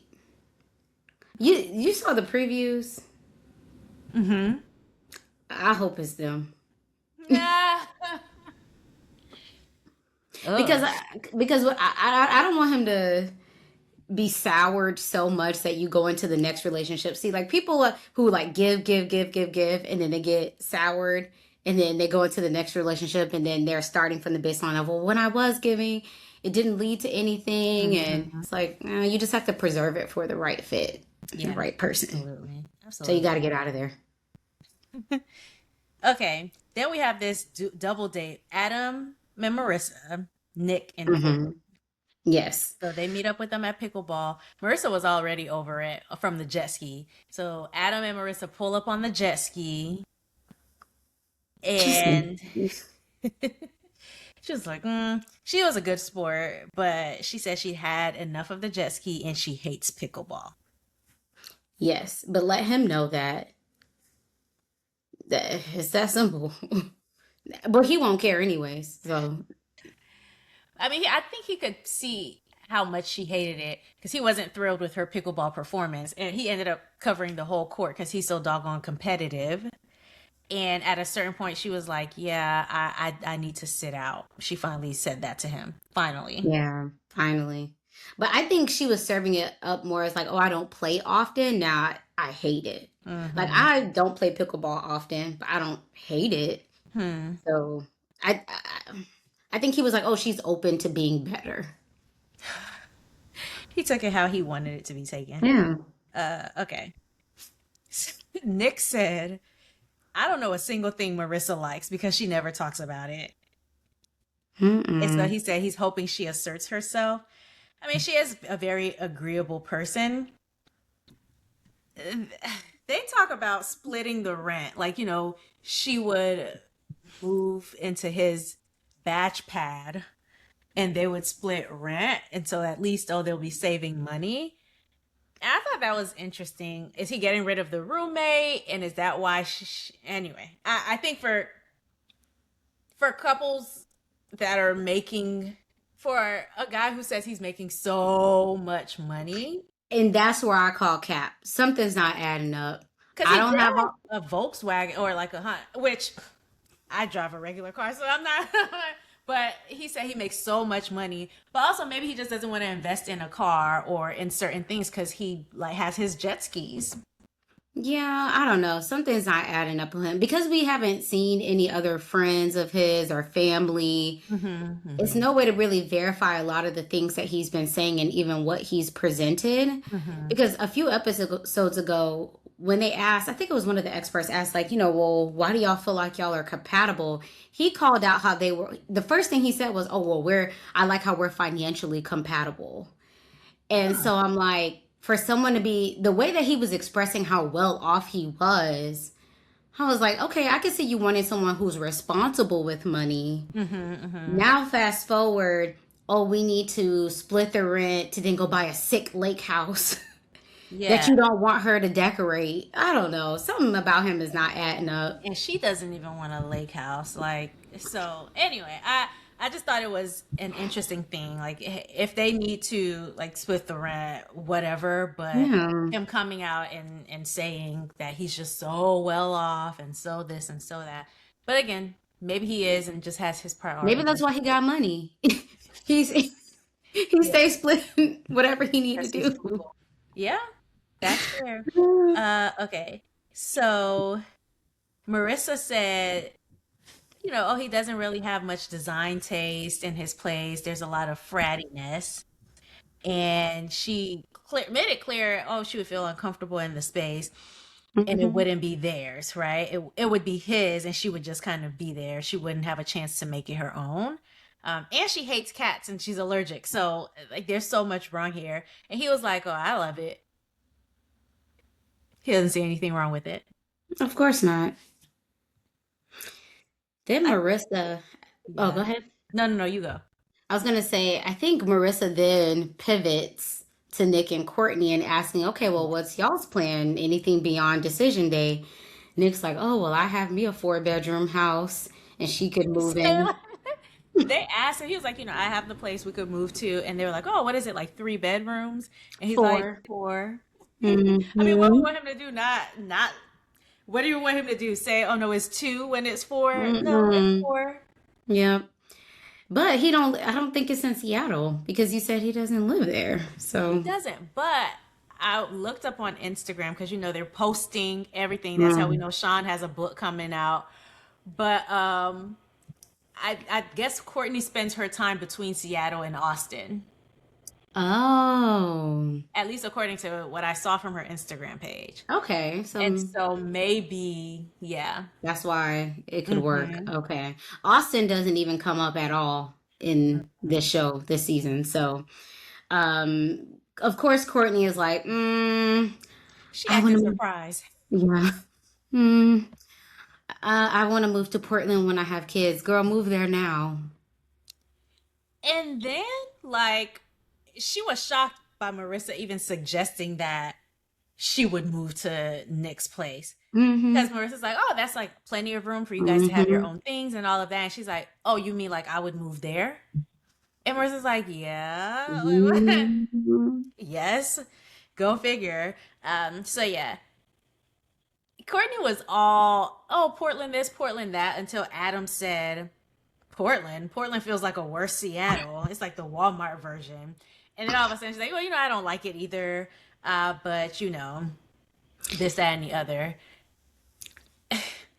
I think Courtney likes Adam's energy in his body, but they would never work. That would It would just be mean be, to her. yeah, it would be explosive. I'll save this for episode 12. Okay. But anyway, they talk about the other couples a little bit. And Courtney is like, oh, yeah, like Mecca and Bella. I said, keep their names out your mouth. Mm-mm. Keep your name or keep their names out of your mouth. Keep the names of my parasocial Our buddies. cousins. Right. Because I don't, stop it. And even with Nikki and Sean, I'm like, y'all's relationships are a hot mess too. Come on now.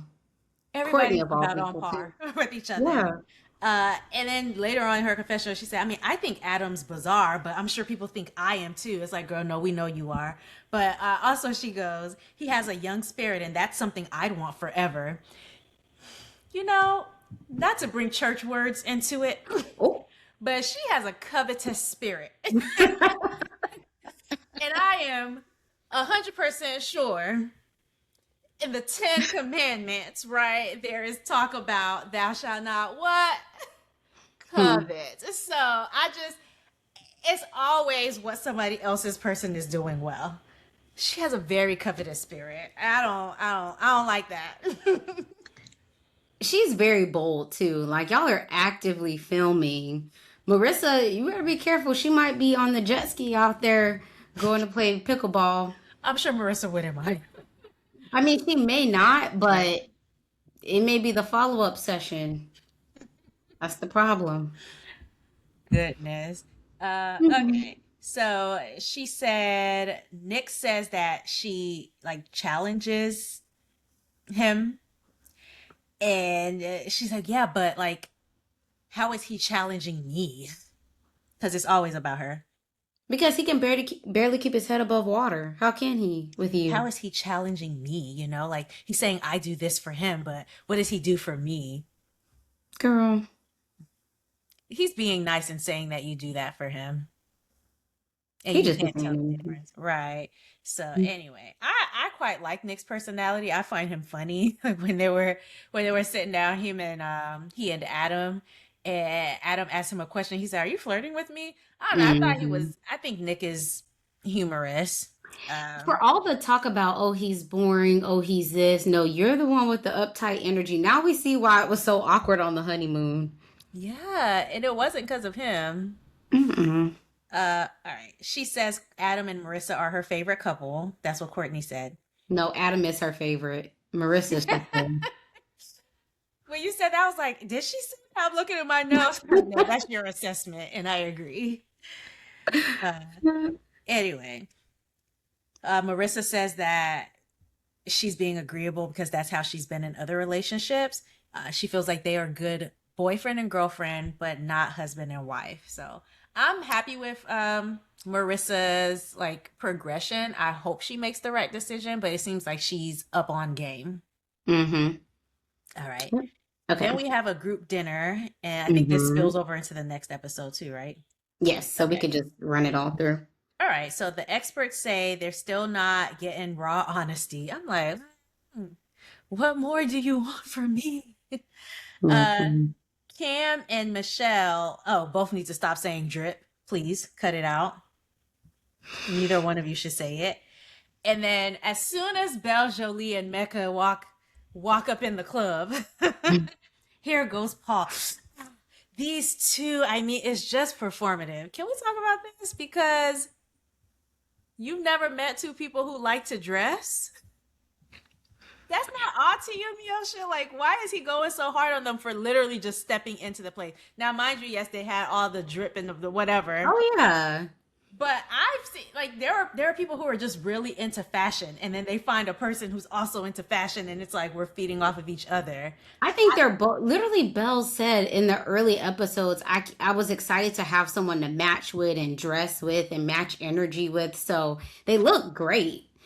I mean, Performative. I need Paul to relax. I don't know where he's been doing his math seasons. Was it the UK or hmm wherever people say? But I don't know how they dress over there. But this is very common for 20 something year olds who are into yeah. modeling and fashion and the arts. And they've never had awkward physical energy together. Like Mm-mm. once we got past, especially past the honeymoon, I feel Yeah. like when they're together in person, they're laughing, joking, touching, leaning. Yeah. They So it's just not like Courtney and Nick where things are just so tight and the air is thick. mm-hmm. So yeah, they're gonna walk in, look good, probably smell good. I Exactly. mean, And then um, I noted just about the outfits. Caitlin's like, "Oh, Mecca, I didn't see that. I love the ice." Shh.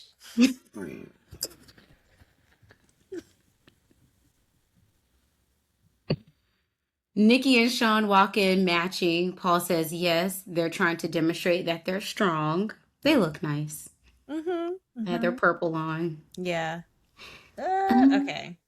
And Cameron opens up, so he's the spokesperson.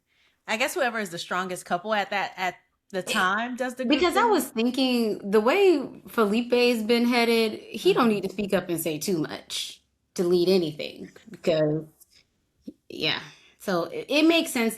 And Cam is older. Maybe it would be Nikki and Sean if they weren't so rocky. We hear from them more. But Cam is doing most of the talking this episode. Yeah. I mean, little things happen. They were like, everybody take a shot whenever Sean says frameworks or something else. I only remember Hmm. frameworks because he did say it.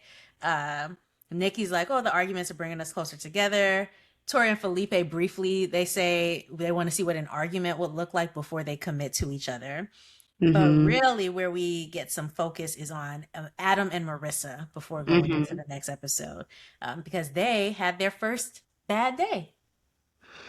Yeah, so he says that he had a blast doing the pickleball and the jet skiing, and it wasn't fun for her at all. She says that they're all out of routine and she wants to know how they could realistically merge their lifestyles together. Paul, I think he's watching through a camera. He calls out how Marissa can't even look at Adam when she's saying the hard stuff Yeah. and feels like there's a lack of emotional connection. I think she's also a bit intimidated is word. He has wrong. She's He has like timid. intense energy. Yeah. Where I could see where she's like, I need to say what I need to say, but I don't need to be in full eye contact Mhm. and locked in with you. If you've Intimidated is ever a great word. if you've ever engaged with a person like that, I could see why she's like, it's too much. It's too intense. Hmm. So Yeah. I think it's saying something when your partner's ideal day is your least ideal day, right? And so she's like, I cannot do 3 hours of pickleball a day. And he's like, well, I exhaust myself each day. I want to be able to push each other. You're not my trainer. You're not my trainer. Don't like, and honestly, it's giving addictive behavior, like whatever lifestyle he was living before with the partying and the drinking, he he just has a swung from one end. yeah, he has a replacement for it. And because it's sports, it's like, oh, this is a healthy release. But I don't know. He's been in therapy 10 years, so I don't need to assess the situation. I don't need to be diagnosing anything. I'm sure his Um, therapist is, but that just seems very odd. and it also kind of gives like a competition type of vibe. And I get within a romantic dynamic, you could have that a bit, Yeah. but it's almost like, oh, well, I want someone to keep up with me or do just as much or more than me or I do more than them. Even the way he talks about, like, oh, well, I stopped drinking and I've been pushing myself to the max ever since. He talks as though, like, I want to be with someone on my level. And even though he doesn't say that Marissa isn't, I feel like the way he's describing it is implying. And I liked when I think it was Cam or was it Devin? He asked, well, okay, Yeah. did you tell the experts that you wanted a Serena Williams type? Was this important to you back then? And he says, well, he always envisioned being with an active partner and that I guess at a one point it didn't matter to him as much, but then he did have a partner who was just as active. And I'm thinking, well, go get her then. What happened? What happened there? Why are you here with me? Because she is active, but active for her may be Pilates, not 3 hours of pickleball each day. Even that type of lifestyle, the only people I really see doing that are retired people, Mm. not people who are young Full with time jobs, have job. kids, managing a household. I see older people at Lifetime playing pickleball literally. Like that's what they do. They have pickleball meetups. You remember it. To Marissa's point, she said, we haven't done my side of things. You remember at the wedding when she said, I like reading, and he was like, yuck, reading, sitting still, gross. Like he made it sound like it was the worst possible thing. But she's a simple girl. She wants to read, she wants to hang out with her friends, she wants to do a dinner date. She said, we haven't even had a dinner date since the honeymoon Or and met up with her friends. or met Have up with you met her his friends. parents? Have you talked on the phone with his parents, his sister, his grandma? He don't. No, I'm just kidding. He Do these doesn't even people talk to his exist? parents and his sister and his grandma. Like, we don't really. Do they exist? Yeah, it's I hard think to he know. It's hard said, to know. I think he ended up saying at the end, right before we go into 12, that he doesn't know that he can live without being with someone who's as active as he is. Wait, say Or that something again. He like doesn't know that. about what? I think at the end of this, before we go into 12, he said something like he didn't know if he could live without being with someone as active as he is. Mm-hmm. Mm-hmm. Yeah, because Cam asked him, "Why do you need the same hobbies?" And I get Newsflash, you wanting don't. some level of overlap, but I just don't Of know if that's course, yeah. realistic over the course of a marriage. Like, Mm-hmm. you could not even be Yeah. playing pickleball 10 years from now. Who knows? Yep. And so going into episode 12, Mecca asked if he could see himself leaning more into some of Marissa's hobbies, you know. Hmm. And so, yeah, and I think Becca asked that gently enough. But there was another moment where Mecca was not as gentle, and I think I know why. I think we all know why. Hmm. But anyway, Okay. uh Tori says that they have to figure out their balance. Now back to Felipe and Tori. Okay. So they're still talking about this whole we would love to see an argument happen first. And Felipe was like, no, you don't, because you would lose. See, that's all I need to know about arguing with him. That's all I need Well, to know. you won't because I don't think Tori is gonna go back and forth too many times. Well, she said they're both debaters and they're both Mhm. stubborn. We haven't seen that aspect of her. No, but if she said it, she knows herself more. So it must be there. Yeah, that's true. Felipe says he finds himself subconsciously looking for reasons to not be married to her, looking for a way out. What is that even to say? He says his single life was incredibly easy, carefree, and within my control. Ask me today, and my answer would be no. What? Isn't that wild? Girl, Tori's poker face is second to none. Because I thought you were frozen. And The way she she gave nothing. I need some of that because I okay. That's how I would react. I would not be able to contain myself. Oh, oh my gosh. But Paul yeah, says, I don't know if this is the right setting to expose these types of feelings about your wife. No, it's Sherlock. and here goes Oh gosh. Cameron. Man, you want the single life. Like, hold on. Cameron's like, you want the single life with where you're sleeping with so many women and you're just out all the time. And Felipe looked at him like, yeah, Yeah. I do want that life actually. Cameron's like, you don't want that, man. No, sounds like he does, Cameron. I You don't want mean, that. Felipe does. yeah, Cam, you're 37. Almost a Felipe is 28, 29. Yeah. So he has some time. He's trying to give him that OG wisdom. Like, oh, you're gonna get older, you're not Peter Pan. All the girls aren't gonna always want you. You're speaking wisdom, but he's 29. And he think he fine. He's 29 and he think he fine. So he's definitely not hearing anything you're saying. Y'all had me Ooh. tickled in the comments during the first few episodes. Like, did he get a glow up? Where's the glow up? Is the glow up in the room with us? Felipe thinks he glowed up, so he must have. That or he's leading with his money. Hmm. One of the two. Yeah. So he said blatantly, "I enjoyed sleeping with other women." I I love how Tori handled it because she said, I'm not gonna carry his load. He has his own issues. He needs to figure those out, and that's on that. Yeah. Uh, yeah. Okay. Mecca and Belle, or do you have anything else on Felipe and Tori? No, I think that's pretty much it, yeah. Okay. So Mecca said, if they ask him today, his answer would not be undecided, Hmm. which I liked to hear just because we often hear Belle hyping him. So I Mm-hmm. like that he brings balance to that, like it just makes Mm-hmm. me feel like she's not all out here by himself. Um, and so Mm-hmm. yeah, he's like, the more he's around her, he's like, why wouldn't I say yes? Mm-hmm. Yeah, and then Belle says that she wants to clear things up. She doesn't feel like he was being performative and that she's getting the same Mecca on and off camera. Hmm. Michelle apologizes Yeah. and says that she knows that the group has their back.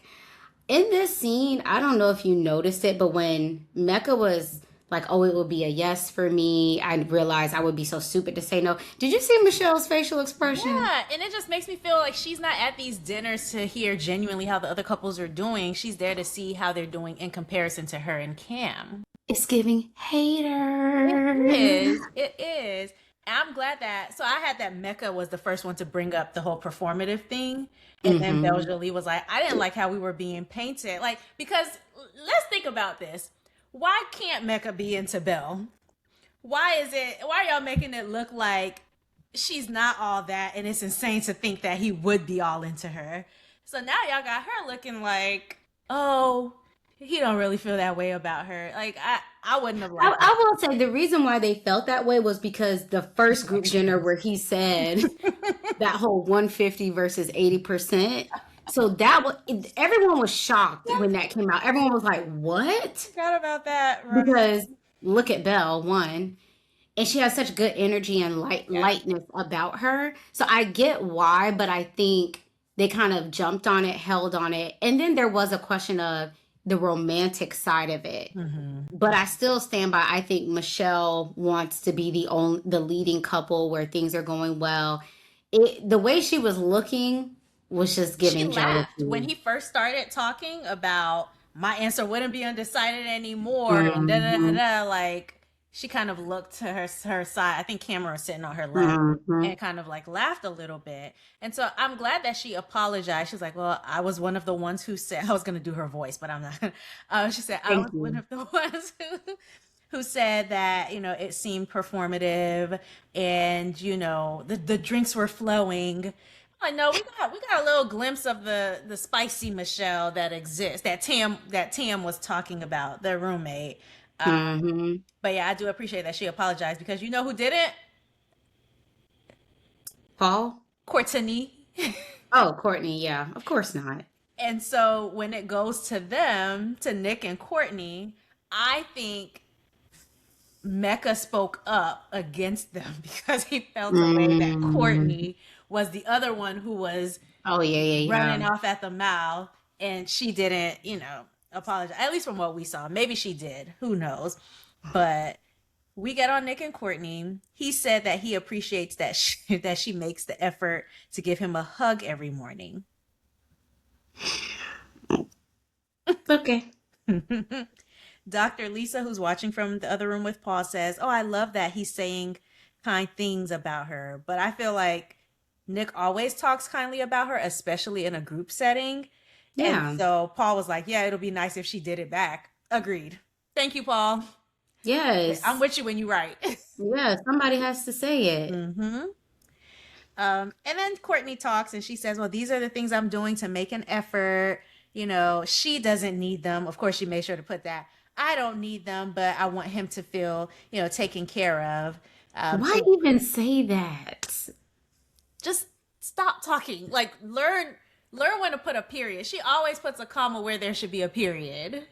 She reminds me of like a 5 to 7 year old where like their conversational language is coming in, but they don't know just the general social boundaries or that the boundaries within language that should be there for like different social settings. Yeah, non-existent for her. And Nowhere. and so after that, right, Caitlin was like, "Oh, I feel like maybe we need to have a coffee and I should take notes or something from you." First of all, y'all don't need to talk. Mm-mm. Y'all hate these men, and y'all don't need to talk to each other even after this experiment. Don't. Just stop the friendship right there. But that's when Mecca said, Mm-hmm. you know, at the dinner, he said, "I got something for you," since you didn't apologize. At the dinner, you had your back turned to him, and I don't know that I felt any connection from you towards Nick. And immediately after he says that, what does Courtney do? Make it all about her. So now she's attacking Nick again. So the Nick who Mm-hmm. she was just like, Nick was sitting there. I didn't even say nothing. he didn't even. And she's like, "Actually, now that you bring up that I am not interested in him at all, Nick, what are you doing to show interest in me?" What? How did we get from there She to says, there? I'm making all of these changes to make this work. But have y'all heard what he's doing? He's not the problem. You are. She's And then he all says, lives oh, well, matter person for sure. oh yeah. He says, well, I have been making effort to open up to you. And she's like, oh yeah. But yeah, no, no, no, no, no. We don't have to talk It about it goes now. be it goes beyond the game. She said we could. Whatever. Maybe I shouldn't have even said that. We don't have to talk about it now. No, let's talk about it. Child. Because why, the second someone tries to hold you accountable, why do you throw it to him Why is he always catching strays? Remember the last group thing? He said nice things about her, and out of nowhere, she's like, I don't think he's confident at all. What? He's always surprised at these dinners. Which is funny because before they went in, I feel like she was the one who said, "I just want us to get in and go like under the radar and not Uh, draw any attention." didn't they just have a reset?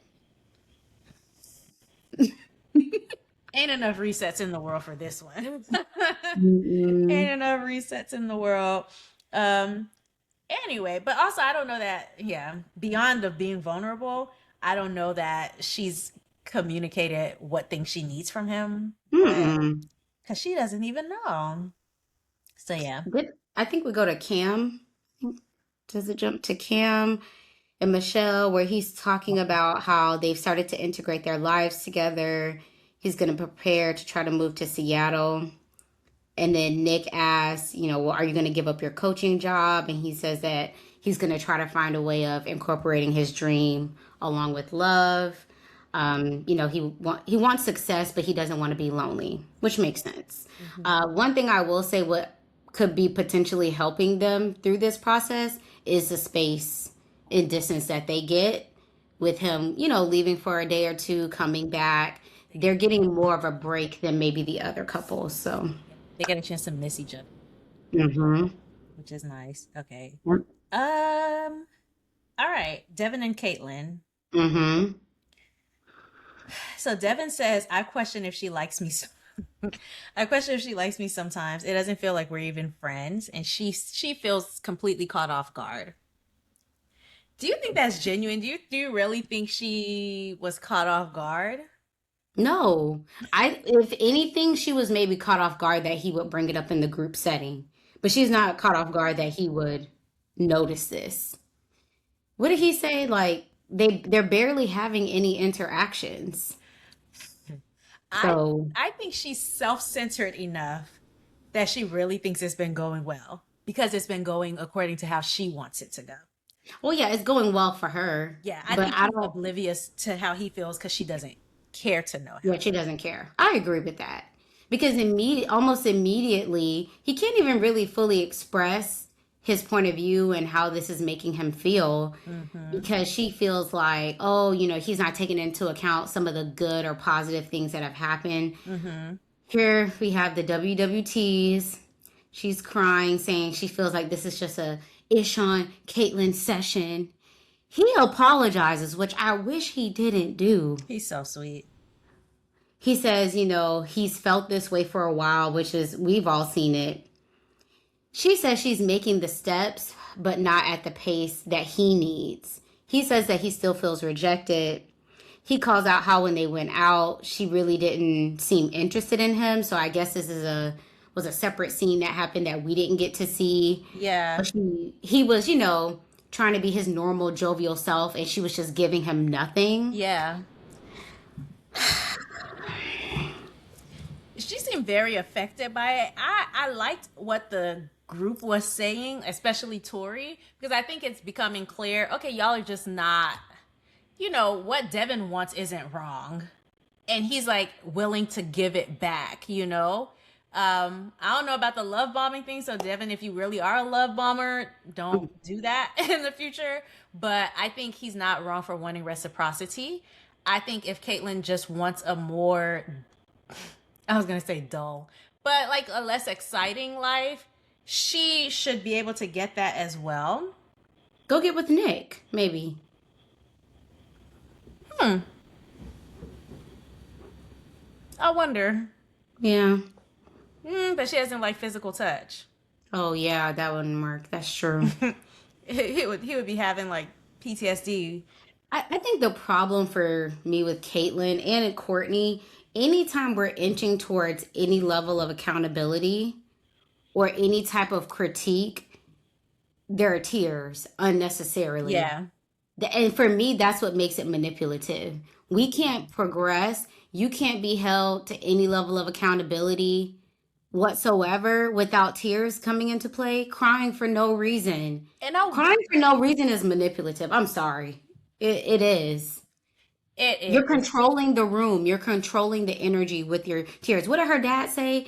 when she walks in the room, like she controls the energy in the room, or like he said something to that effect. And I was like, that's a Hmm. very specific statement to make about your own child.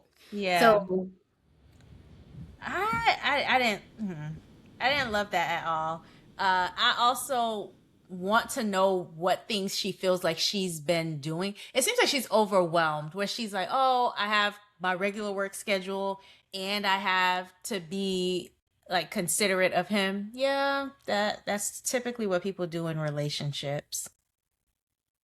and based off what she said that she's used to or she would want, it would take a specific type of person who probably works out of town, military, travels for work. That would be a great dynamic for her. But Devin works out of town. It's just that it's an Yeah, off when he's season. home. Yeah, Hmm. girl, I don't know. Anyway, all right. Okay. Tori and Felipe, when they're leaving, Mm-hmm. she says, I want loyalty, respect, and monogamy. If you can't provide it, then this doesn't seem like it's a fitting situation. Yeah, it's not. And then he asks her, I mean, do you question my monogamy? You tell me, should I be questioning you? What do you mean? Do I question? You know yourself. If you questioning it, and this is what she said, but she's like, if you're questioning it, what the heck am I supposed to do? He's playing games. Yeah. Anyway, the episode Mhm. for them ends with her doing the diary cam and saying, I'm sick of him just saying, "Oh, I like her. I really like Tori." But going through the process, I'm so worried if I'm gonna cheat. She's like, why do this process if you're not already sure? Yeah. She says that he thinks everything is good, and she Yeah. says that she needs space from him. I agree. Yeah. She's like, I don't have the bandwidth to coddle him. Yeah, that's right, Tori. That's a healed woman right there.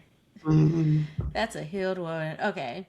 Then we have Adam and Marissa. So Hmm. they meet with Dr. Lisa. Hmm. And then it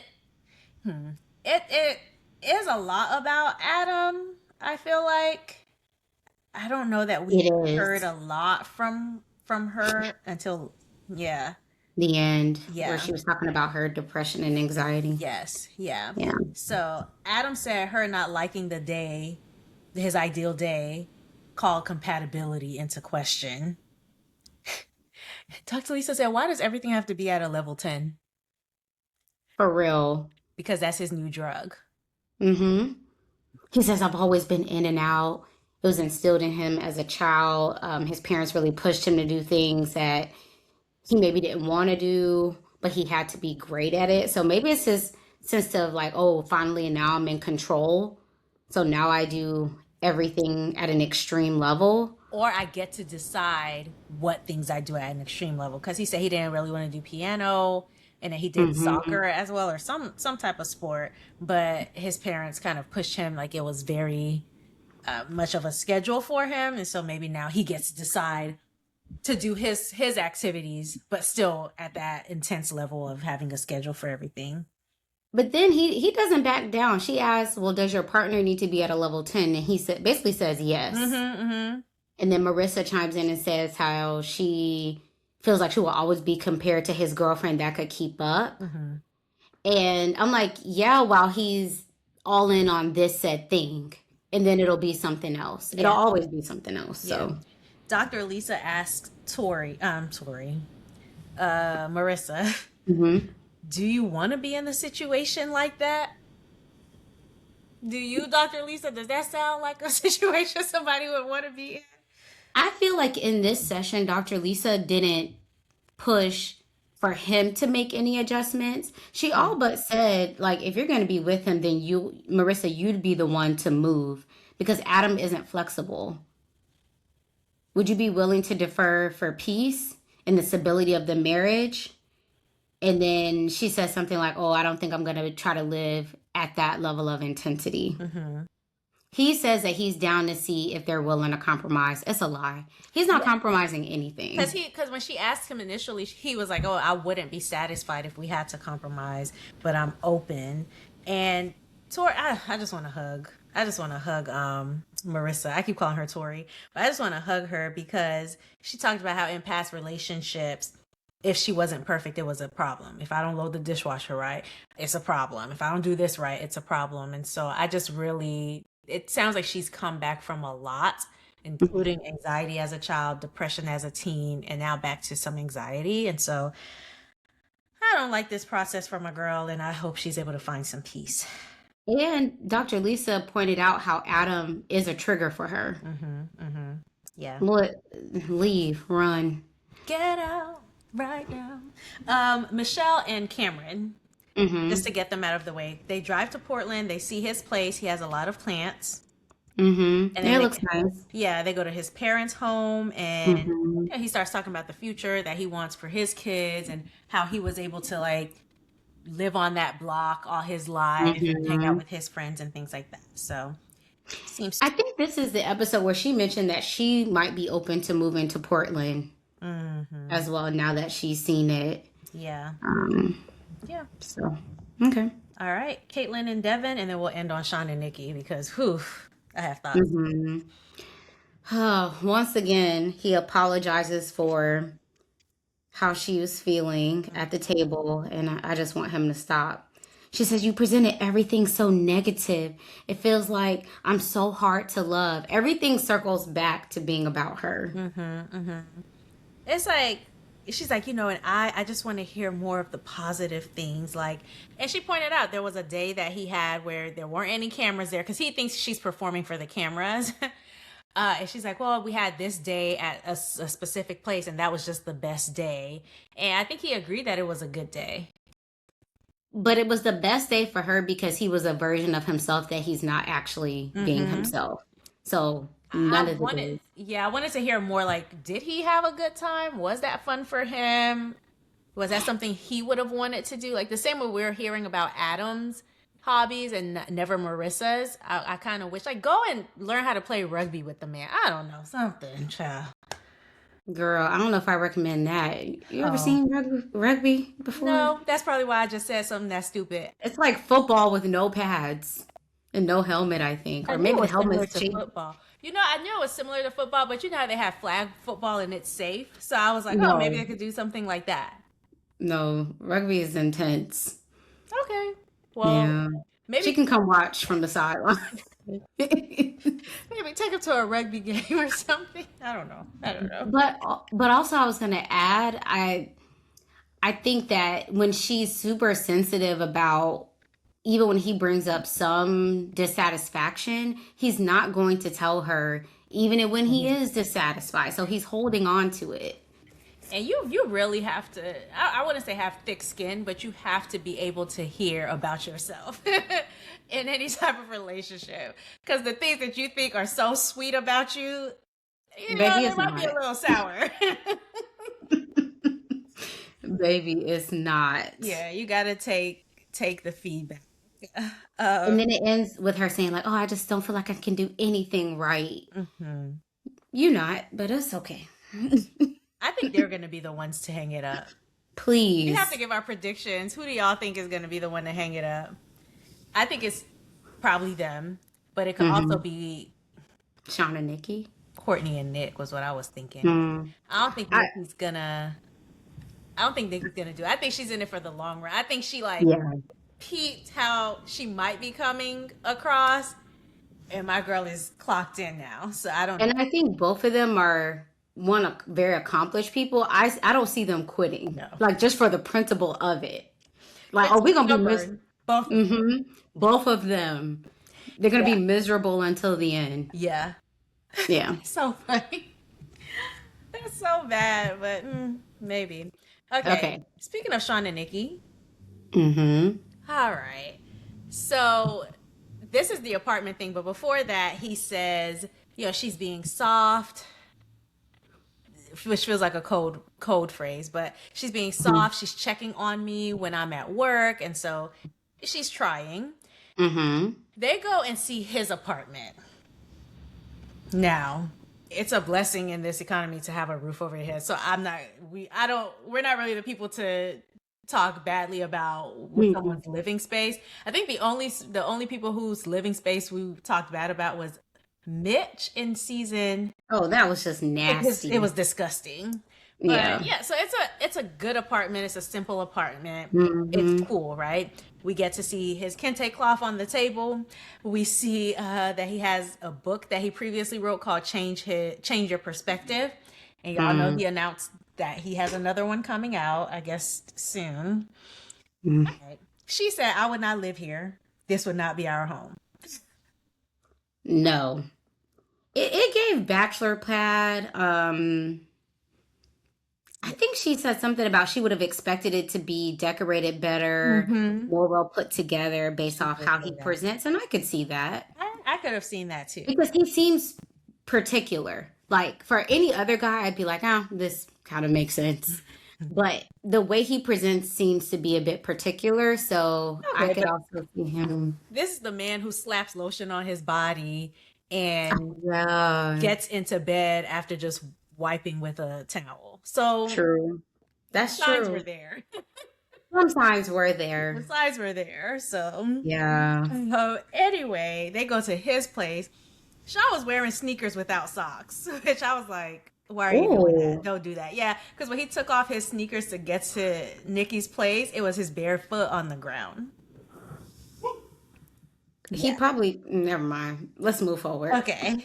Moving on. All right, so they tour Nikki's place, which I mean, this is Seattle, so like for whatever she's paying for that townhome, in the South, Yeah. in certain places, you could probably get a mansion. I don't know. Yeah. But they go to her house. She has some nice pieces in there. He comments on them. She loves her rug and all that stuff. Mm-hmm.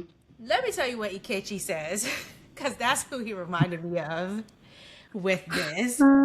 He says, "Oh, I can tell that Nikki's very bougie, and I can tell she's probably the bougiest one in her group. But I associate with a lot of bougie people, so I'm not like my mind isn't blown. I have a picture of him going like this, like my mind isn't blown by Nikki's apartment. But he pretty much says it's cute. I know she's proud of it. Yeah. This is, do I want to say this? Mm-hmm. What is it with black men coming on MAFS and just trying to present as unimpressed with black women's homes? Brittany and Will. Brittany and Will. And Mem and It, Ikechi. And Mem's place was sick. it was fire. What is up with that? Uh, I don't Some, know. We need a community some, meeting. yeah, something's up. It's not cool. But I yeah. mean, So I didn't like that. mm, I was like, you didn't even have to say any of that. You could just say, I can tell she's really proud of her home. yeah. Love that for her. He says that they're the same kind of bougie. So that's the thing that bothered me, or another thing that bothered me. Because he says this about her bed, Mm-hmm. which is what is it? A Like an convertible? adjustable Yeah. kind of, And yeah. so, but they tried his bed. The editors are messy. When they were at his place, they hopped on his bed and it was like a rock. Now I don't mind. I don't mind a firm mattress, but Hmm. his was like a rock, right? He might as well have been sleeping on a dining room table. But as people age, depending on their health, I don't and that's mind a why I thought firm. his bed was firm. I don't mind a firm mattress myself, so I'm not Yeah. judging him. But for him to have his very firm mattress that does not adjust, and then Hmm. go to her house, talk crap about it, and then get in her bed and be like, "Oh, we're the same type of bougie." No, y'all are not, because she has a convertible bed, and you don't even like just stop. Like, what is this comparison? Yeah, a bit of competition there. Like, oh, we're the same. No, y'all are not the same, We are not the and that's same. okay. And she That's lives okay. in, I don't know, what was it, Columbia City, and he lives in Bremerton. I don't know. One of them seems closer to like the Hmm. city, and so it's like, no, they're different vibes, and that's okay. Like, there's value in both. What I found interesting is I felt like when they sat back down on the couch and they were talking about where they would live. Obviously, with her, she bought her home. Mm-hmm. He's in an apartment. She's in a more favorable part of town, Yeah. he presents as though he's very proud of her and, oh, I love to see a woman accomplished and doing so well. Well, where was that energy in the confessional scene? You were trying to act as though you weren't really, you were saying you were impressed, but then not really. And then commenting on her being proud of herself. Oh, I can tell she's the bougiest in her group. You don't know that. I didn't like it one bit. Stop it. Yeah. Stop it. Cut it out. Yeah, it's rare to see someone doing as well as you're doing. Okay. It's like he kind of tried to clean it up a bit, but it's like she's gonna watch this back. I don't like that, Mr. Mm. Dr. Best. I don't like it. And you're supposed to be giving us a relationship book soon. Is that in the relationship book how you should stop trying to be in competition with your significant other? Child. Mhm. Anyway, that's it. I think we made it to the Yeah, end, right? We talked about yeah, everybody. yeah. That's all it's gonna be. Whatever we ain't get to, to all of us now. Me, you know, just saying we're clocking out. That's it. Let us know your thoughts about each of these episodes, each of these couples. Please put your predictions down below. Who do you think is calling it quits? I say Caitlyn and Devin. Okay. I could see Caitlyn. Yeah, Caitlyn and Devin would be my pick, followed by Nick and Courtney. But I feel like Courtney's gonna drag him until the end. He was already gonna stay because I think he has a thick enough skin. Yeah, yeah, So, and Sean and Nikki, they're not throwing in a towel. And the other couples, nothing has happened so drastic to yeah, yeah, where yeah. they can't finish the process. So, Okay. okay. All right. We'll see y'all in the next one. Bye. Bye.